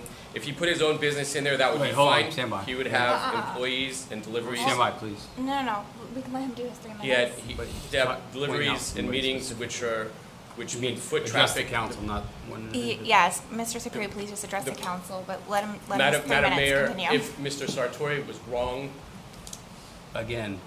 Madam Mayor, Mr. Sartory Council. was wrong. If he put his business there, if you don't mind, please start the time over. No, continue, please. He'd have employees and deliveries and meetings, which would be foot traffic. The private use doesn't have any of that. Okay, so the village leadership residents have been actively working for several years on a vision for a healthier, more beautiful village.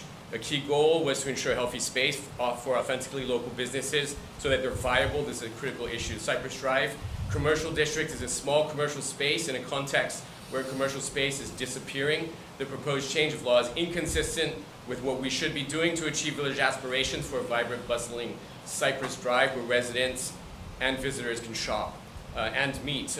Because this private car museum proposal offers no value at all to the village, while working against important village goals and priorities, you should oppose the change of law. The proposal would remove from commercial inventory an important property. Moreover, the proposed use would adversely impact neighboring shops and businesses by reducing shopper foot traffic.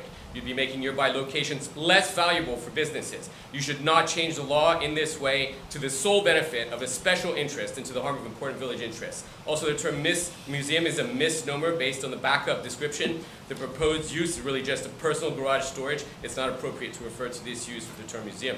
In any event, when the applicant first pitched this proposal, 12 January 2023, majority of the council opposed the concept, largely on the well-founded concern of the loss of scarce and disappearing commercial space in the village. It's surprising to see this application, it completely ignored the council's feedback. So let's look quickly at the process as part of our ongoing process discussion so that you can again see this systemic skew against the public interest in favor of special interests, which is the reason why so many development decisions are harmful to important community interests. First, notice this proposal is for a change of law. It doesn't pertain to the applicant's property only. In principle, there's no reason why you would favor the applicant with unlimited time to present while limiting public comment to 3 minutes. There is no reason to distinguish the applicant from the public. Right out of the gate, you see the skew in favor of special interest to make the case over the public interest.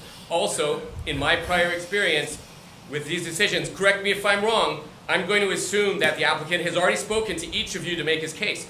If so, notice the skewing process to favor special interest over the public interest. Is there any wonder why citizens are so often frustrated with decisions concerning development projects that hurt communities? Please do the right thing. Protect the public interest.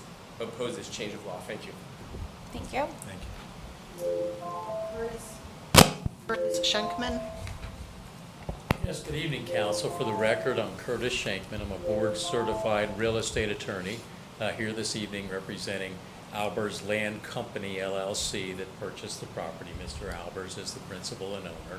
And I'd just like to say personally that 2 years ago, a little over 2 years ago, I moved to Palm Beach County, 3406 Inlet Court, which is just outside the boundary of the village, but I feel like I live and play and enjoy life in the village. So I just want to personally thank each and every one of you for your public service and what you do to continue to make the village of Tequesta just a wonderful place to raise families and to live and to work and to play. I'm also your wastewater utility attorney indirectly. For the past 40 years, I've had the privilege of representing the Loxahatchee River Environmental Control District. And just like the sewer system, I'm out of sight, out of mind, but you're glad I'm working so that it keeps working.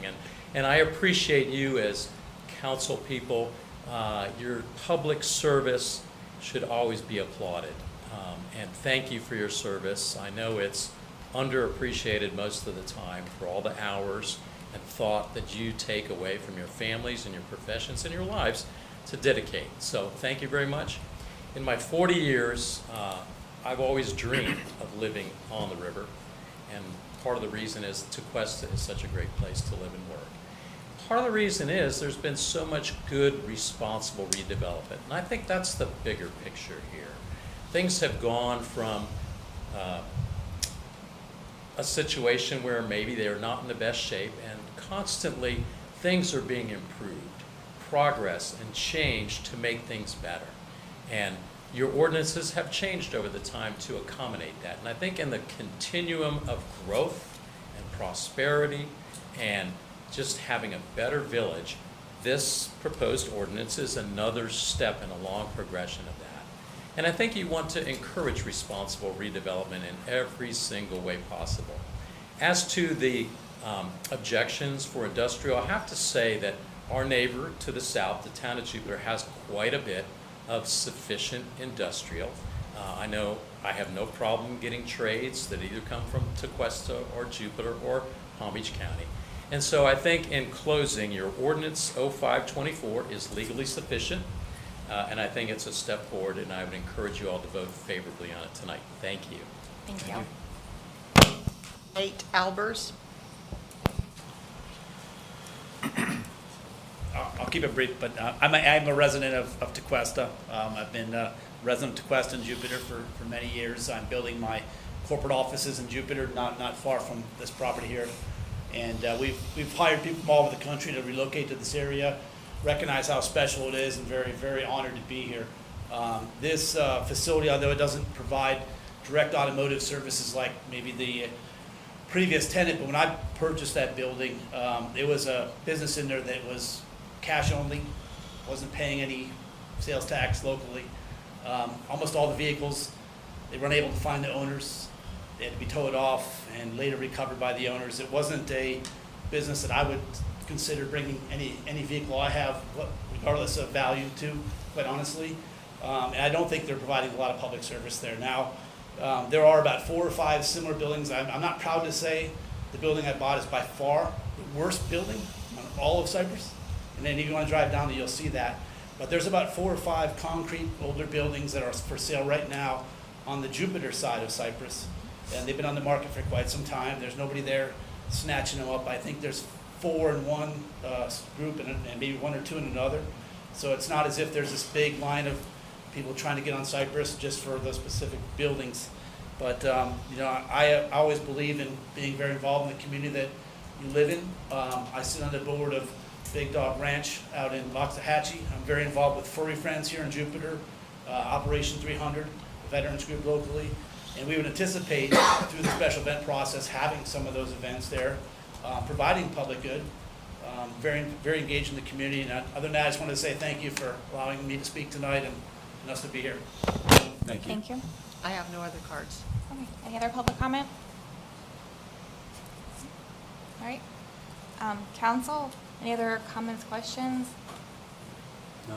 I will just say, if it leans in favor, which it kind of sounds like it might, just consider the definition, because I truly feel like it's a mismatch. So when the applicant comes with this proposed plan, like I don't see how it aligns. And again, I would need legal to opine on that. I don't know if he's in the position to do that tonight. We can work on the definition with the applicant in conjunction with what may actually be coming down the pike. I have one. If that's where the council goes with this. Mayor, I have one question. Does anyone on staff know if Jupiter has anything in their code about museums for Cypress Drive, since we're so close to their line? We don't know. Could It's look it okay. up quickly.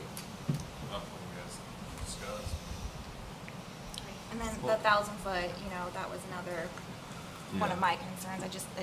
I don't think that's a good look. It's too. Just it's procedurally. protecting one person. Sorry, I didn't cut you No, off. go ahead. Molly. I'm done. So procedurally on the definition or the term, how exactly, how we vote tonight, how are we going to handle that? Because we're voting on private museum. Yeah. Change the term. Yeah.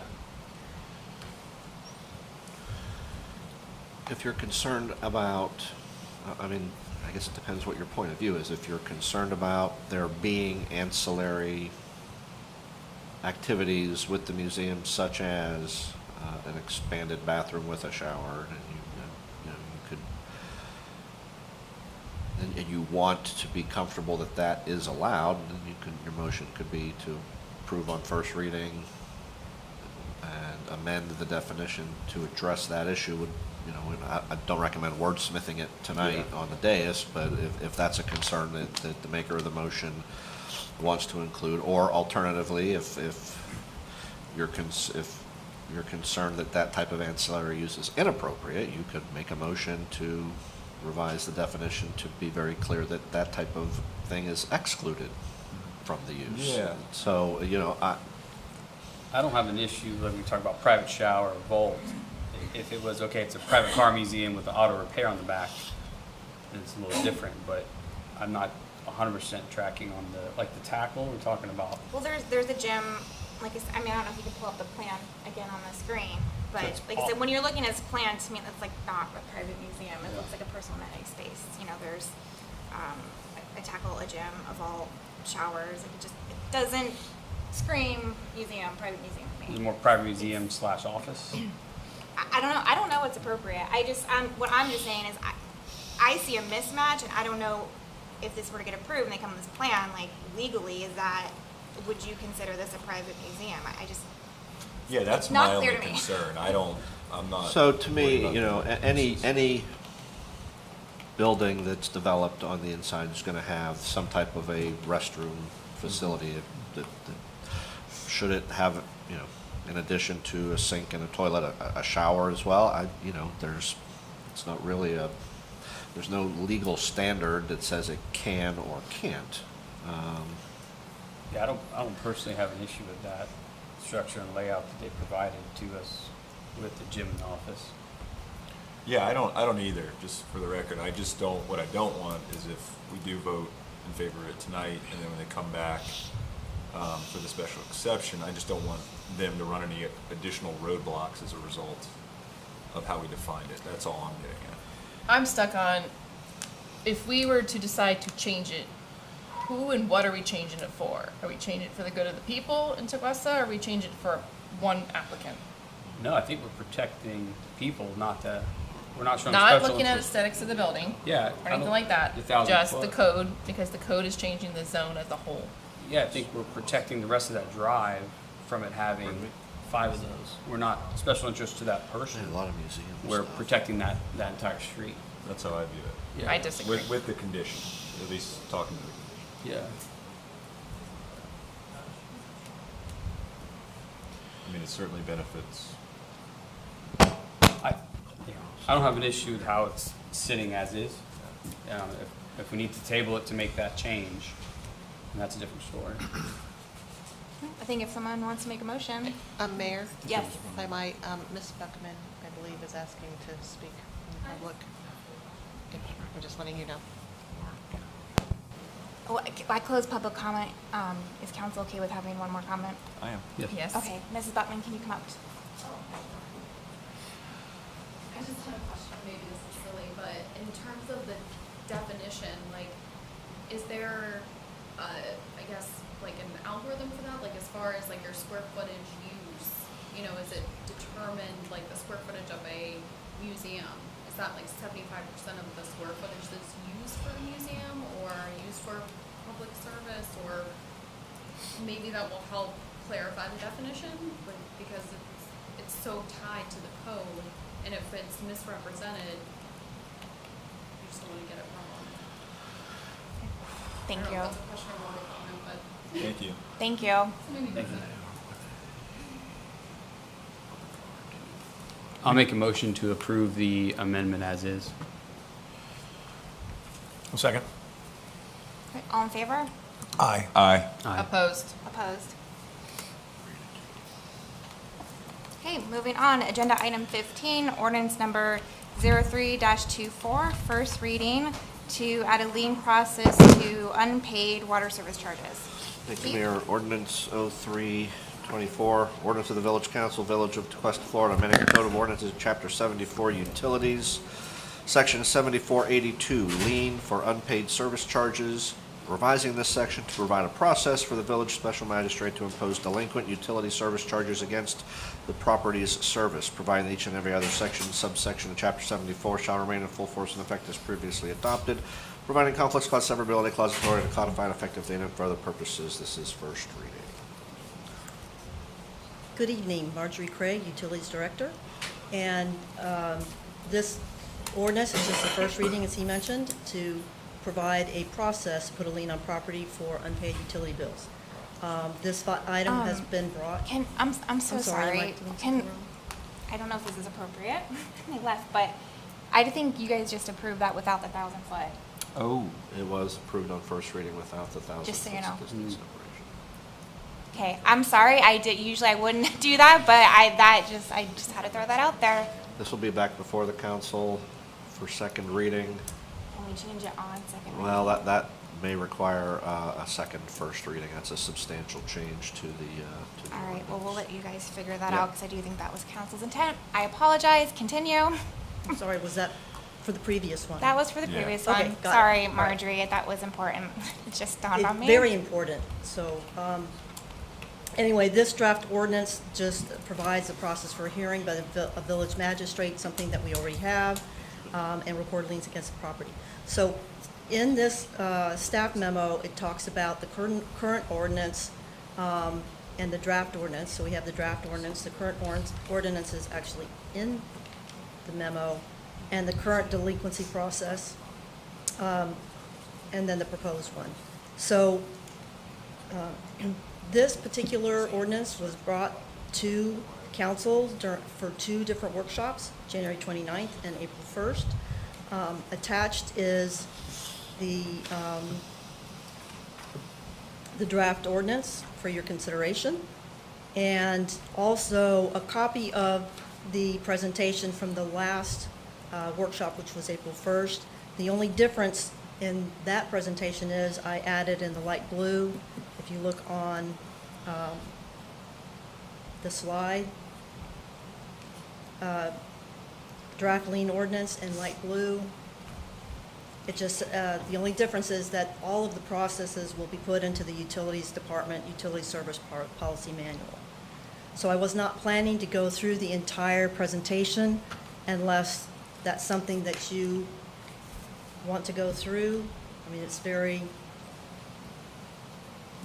really just adding a process to the lien process.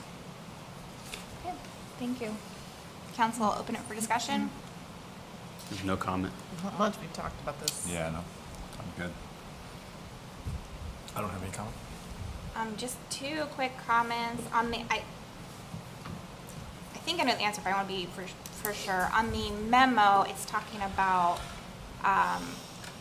residential properties and requests, but this would apply to any water consumer, not just residential, right?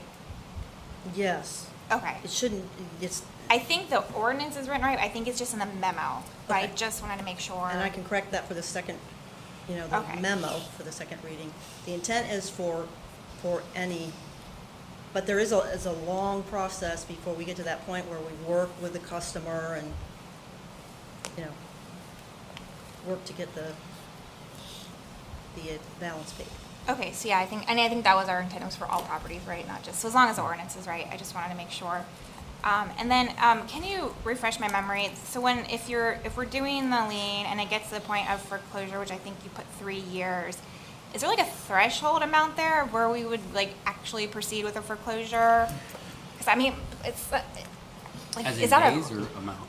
a threshold dollar amount? Okay. Like It's a great question. Because that's a big deal. I mean, to foreclose on someone. So I just didn't. I can't remember if we discussed that. I didn't see it in the backup. We did, so, sorry.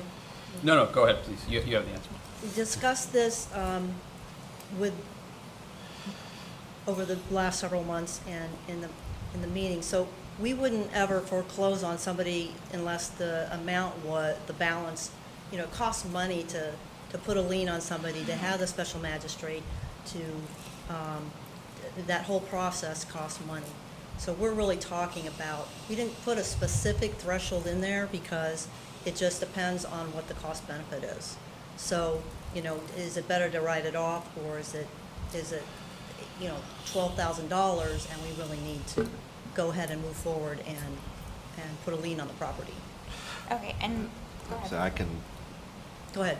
Any time the village would institute actual litigation, we would bring that to you to authorize the filing of the lawsuit. Before we even did that, we would look at the value of the lien. We would do a title search, see what we're stepping into. If the lien is on a property that is mortgaged to the hilt and the debt is far exceeding the value of the lien, we certainly would never recommend going in that direction. But so what happens is, though, the lien would be out there, it would be recorded. Potentially at some point in time, the owner is going to perhaps sell the property and they're going to want a clean title. So then they would say, hey, there's a lien on my property, how do we settle up with you? And it would be handled that way. Quite frankly, in order to recommend an actual lawsuit for foreclosure, the stars would really have to align in terms of the value of the property, the value of the lien, the condition of the title on the property, and council's willingness to authorize that activity.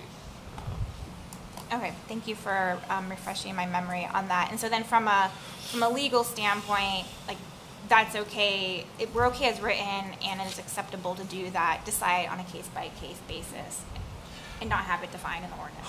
Absolutely. Okay. It's the same way we would handle a code enforcement lien. Okay. If we ever wanted to foreclose on one of those, we would go through that same exercise, and if the stars aligned, we would bring that back to you and make a recommendation and ask for permission. Right, we really want the bill paid. That's not foreclosing property. Okay. All right, Lori, are there any comment cards? No? Any public comment? No? Council, can I get a motion? So moved. Second. All in favor? Aye. Thank you, Marjorie. Thank you, Marjorie. Welcome back, Marjorie. Okay. Agenda item 16, ordinance number 04-24. First reading of ordinance to update the, what is this? I'm sorry, election section in regards to our charter amendments and filling vacancies. Keith.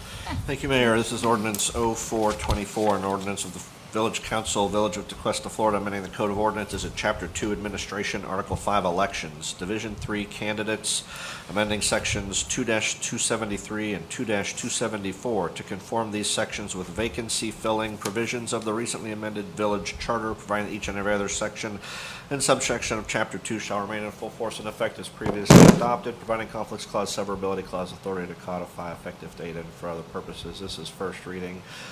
As the title indicates, this conforms the code to charter requirements for filling vacancies on the council. It's the one thing that I would point your attention to is to take a look, especially at section 2-273B, because the charter talks about the code adopting selection criteria. So we've written in 4 recommended criteria, which are pretty basic, but it conforms the code to the charter, and the criteria that were drafted are: be a qualified elector of the village pursuant to Village Charter Section 2.02, be a resident of the village for a minimum of 1 continuous year prior to being appointed, submit a resume and letter of interest to the village clerk pursuant to any deadline for submissions,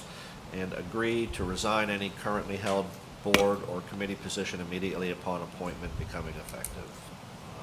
So they're very basic criteria that really don't add a lot to what the charter already requires, but the way the charter is written, it does speak to the code having some criteria. So this is our attempt to conform the code to the charter. And real quick, that 2-273B that you just read, Yeah. does that not apply to 2-274? When I was reading, I was trying to understand why it's defined there. I and think we not. put in 2-274, and it refers back to the criteria in subsection B above. So Okay. yes, it does apply to both. I just didn't write it in twice. I It just references- referred back up. okay. Catch that. Thank you. All right. Council? No comment.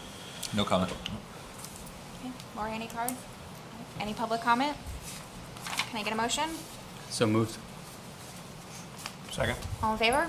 Aye. Okay. Last agenda, item 17, it's the 2024 governmental assemblies appointments. Okay. So y'all get to do this every year, where you appoint a representative and in some situations an alternate to serve on these boards. So hopefully you have read through the meeting descriptions that was included in the agenda packet. So we'll just go through each of these line by line, and you can decide who you're going to have serve on this. So the Palm Beach County League of Cities General Membership Meeting, it's the 4th Wednesday of the month, and the mayor has been serving on that. Yeah, and I'll continue because I'll be first vice president next year, so I'm always there regardless, but that is open to everyone to attend. I know Vice Mayor goes to some of them. They're really educational. It's a great way to network with other community leaders. So again, welcome to everyone, but I take the lead on being there every time. And the same thing with the Florida League of Cities, the annual Yeah. conference, the mayor has been taking the lead on that as the mayor. Yep. So you're doing both those, Palm Beach County League and Florida League? Yeah, and kinda- this is really the annual conference, so Okay. that, and really, like, I'm the voting delegate too, so it's just like, I'm there, I'm the voting delegate, but again, it's everyone, like, I encourage everyone to attend. It's a really, really great event. And that one, you get to, connect with community leaders all over the state, so it's a really great opportunity. Okay, then the Palm Beach County-wide Coastal Council, Palm Beach County-wide Coastal Council, yeah. Councilmember Brandon has been serving on that. It says it meets as needed, but they have not met in a long time. Is that still the case? Does it exist? I don't know. Maybe it doesn't. This one. Okay. We can reach out to Mr. Weber and find out if it exists any longer. Councilmember Brandon, do you want to stay on that one? Should they Okay. still exist and Sounds maybe like meet a one okay. day? Yeah. Well, I just wanted to I'll see. take it. Okay, I was just informed that he's incapacitated, so maybe we should just remove this, and if it comes back forward, then we could, That's- add it back on. That's fine, yeah. Sorry. Okay.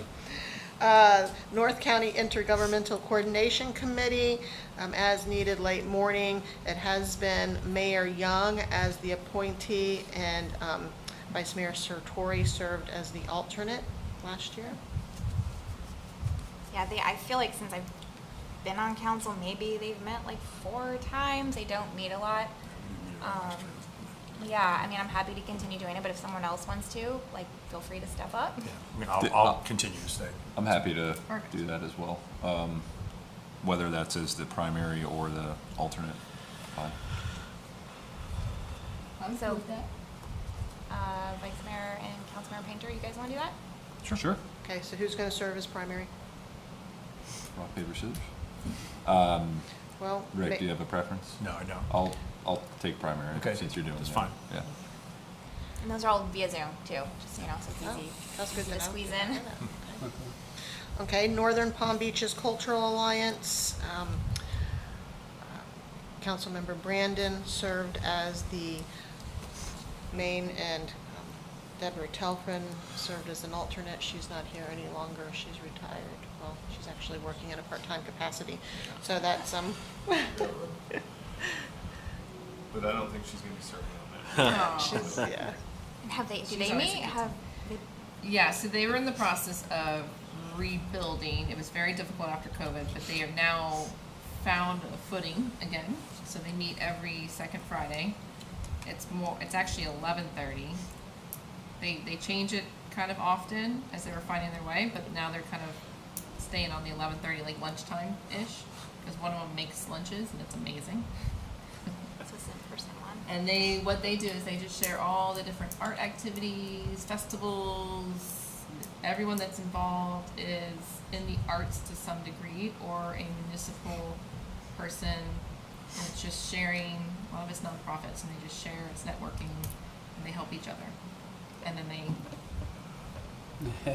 love to hang out and chit chat. It's all very nice people in that group. So do you wish to remain the? That's fine. Okay. I talk to half of them daily anyways. Does council wish to appoint an alternate in case Councilmember Brandon can't make it, or Jeremy, did you want to put Sylvina in that since Deb was in Ooh, that? she might like that. I mean, if somebody from council wants to go, that'd be great. But as an alternate, we can ask. Very arty. Yeah, well, you sound like a perfect person for it. They- You're in the arts. They You're really there. don't talk about government stuff. I wish I had that Other skill. than when there's like emergencies going on, or when we Yeah. had COVID, like a storm's coming, it's more like what's everyone's protocol happening in town. But otherwise, it's all arty stuff and marketing talk. Yeah, but fun. Yeah. So does council wish to appoint an alternate? Do we need an alternate, do you think? Not necessarily, but if you want to ask somebody, yeah, she might enjoy that. That's up to the manager. Yes? And a lot of them are kind of local, so it might help her. Okay, next one is the Palm Beach North Chamber regular member. These are the business before hours and business after hours, and I believe those are open to the public, to the Anyone can go. anyone's, yeah. Yeah. But there's always been an appointed to attend those when they can. So the mayor was the for business before hours, and Councilmember Painter was the alternate. And then for business after hours, it was Councilmember Brandon if free. And that's probably not going to become more free anytime in the next fall. You can keep me on for the breakfast. I've missed several. They used to be the third Wednesday of the month. They changed the second Wednesday, and second Wednesday has been my leadership class days. But I have my last class this week, so I'll be able to. I like going to them. They're very informative. So I can stay on there. But it's one of those things. All 5 of us can go if we want, right? Yeah, So just, I'm happy to stay on as well, but I go when I can. When they moved it, it definitely messed up my schedule. Okay, what about business after hours? I'm out. I've been into them in the past. I can't do it. I'm low man, so I'll take what's left over. Thank you. That's fair. No, that's fair. Yeah. I gotta earn it. Okay, moving on. We have the Palm Beach North Chamber Economic Development Committee. The appointment was Councilmember Painter, and Councilmember Brandon is the alternate. Does anybody else want to jump in on that? This is I'm not economic No, development. it's fine. I'm just thinking.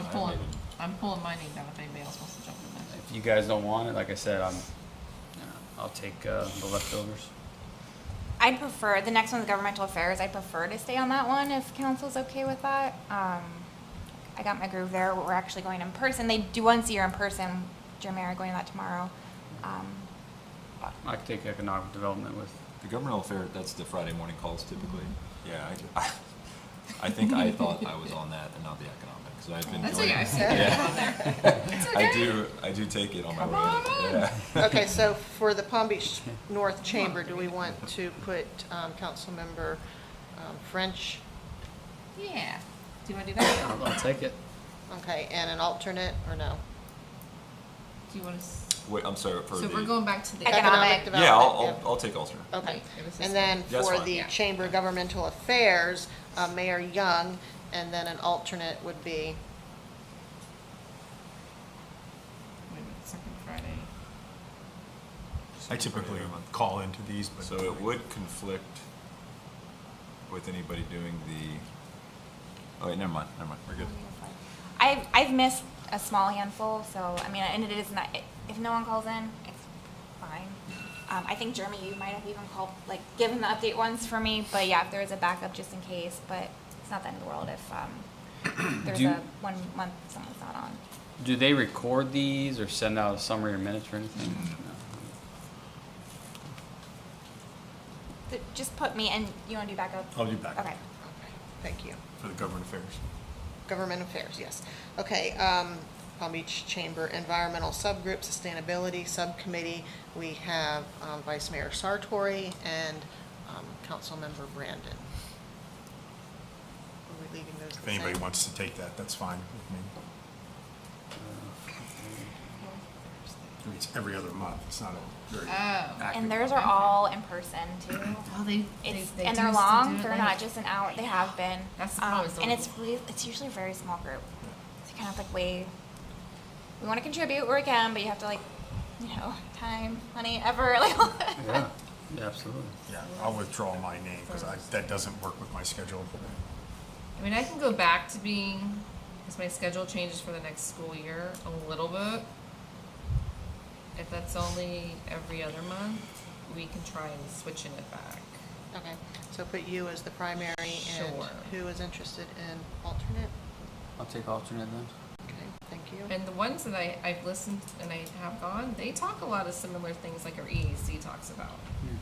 You know, it's kind of crawling across the county, a lot of these similar concepts. Okay, very good. The VOT Environmental Committee, actually, Jeremy has appointed a staff member to that, so that needs to come off next year. The Palm Beach County League of Cities, the voting delegate is the mayor. In the past, we've had an alternate in case she was unable to attend. So So, just put vice mayor as alternate? Vice Mayor, okay? Yep. For both of those, Florida League of Cities as well? Yes. Okay.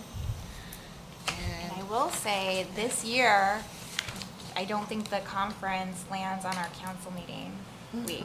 I've always been taking the meeting from my hotel room there. Everyone else is out having fun. I'm like in the room, like I eating thought dinner. it was strange that they overlap that, like you think they would. But no, I think it's doesn't land that week, so that makes it a little easier. Does that mean we're all going? Should. Jeremy, I know every time I'm there, the manager's like, "Where's Jeremy?" I'm like, "He's at the council meeting." And Just that's so all the right. record is clear, do we have council consensus on all of those appointments that you just discussed? Yes, for me. Yes, sir. Yes. Thank you. And is there any public comment? Okay, that's all I have for there. But Mayor, I wanted to ask if I could, while you're going into any other matters here, if I could make a recognition. That was not on the agenda tonight. So this is Municipal Clerks Week, and I would just like to point out that Mary Ann and Diana are the treasures in the village to me, and they make our office shine, and I just wanted to publicly recognize them. Yay, thank you so much. And you know what, I did see that this week, so I apologize for not bringing it up. You guys, we couldn't do it without you. Do we need to formally vote on the assemblies, or is that not? I'm okay with that's why I asked if there was council Okay. consensus. Yeah, It's not a resolution, so as long as everybody's in agreement. Okay. And I have a quick point on that, the assemblies, and I think I've talked to a couple of you guys. The idea is that, one person can't go to all of them, so if you do go to a meeting, when we do do have council comments at the council meeting, if you can bring those, share what was talked about, just so that the rest of the village council knows. I know we've talked about it in the past in a workshop format. You know, sometimes we get reports, sometimes not, but I think that's the council comments and the agenda is the perfect time for that. So just if we can in the future, that'd be great. Agreed. Okay, on to any other matters. Anything else I for just tonight? have one question for, and please correct me if I'm wrong, but, and especially this is, I think, more true in Tequesta. I want to hear any citizen or Mr. Sapiri has to say it. It did seem to me it was in a negative, directed manner to Vice Mayor Sartory, and that's where I cut in just to say, hold on, we got rules of decorum here. Please, we want to hear and share your opinion. But it seemed an attack. An attack. It was not communicated as just professional, and it was directed. And I don't want any of the council up here for anything negative to be directed. It should be as council. That's why I spoke up to stop them, because I don't see the benefit in that. And well, I don't see the benefit in it, and it's not professional. It's not Tequesta. And whatever the opinion is, fine. But it seemed like a direct attack with some angst behind it. Yeah, so our resolution for that says they are to address council as a whole through the presiding officer, which would be me. And I am not gonna be lying, you can watch on video. Keith was saying in my ear a code thing from the previous item, so quite honestly, I was listening, but he was whispering in my ear, so when he spoke up, I was sorry, it happens. They were giving me an update from the previous item. But yeah, I mean, there's a fine line there. Like you said, we wanna, public needs to be respectful, but we want to hear what they have to say. And I think it's, my best judgment on if I think it's getting a little out of control. So I appreciate you saying something, especially since I was getting in my ear. But and honestly, that happened so rapidly that it took a couple of seconds for the whole thing to happen. And I'm sorry we were talking about something. The only other thing I would say to the council, and we have these rules. They're very clear, but they're very hard to actually enforce. And at the end of the day, it's always the responsibility of the chair of the meeting to do that. So I appreciate, Mr. French, what you did, but that actually added another layer of complexity to the situation. We've had this happen before, and it did not go well. And he had to address legal letters, and so I try to keep it through me because it just keeps everyone. And I try to be really fair and consistent across the board. I know everyone's not necessarily a fan of that too, but you can't give one something and give another. So I do really try to follow the rules of decorum and keep it fair. And like I said, if there's someone else, council is, do you all agree that so I'd always ask for council's permission if we're going to go outside of those bounds too. So I try to play fair the best I can. No, it's a tough position. I appreciate the explanation. Okay. Anything else? No, ma'am. All right, can I get a motion to adjourn? So moved. Second. All in favor? Aye. Aye.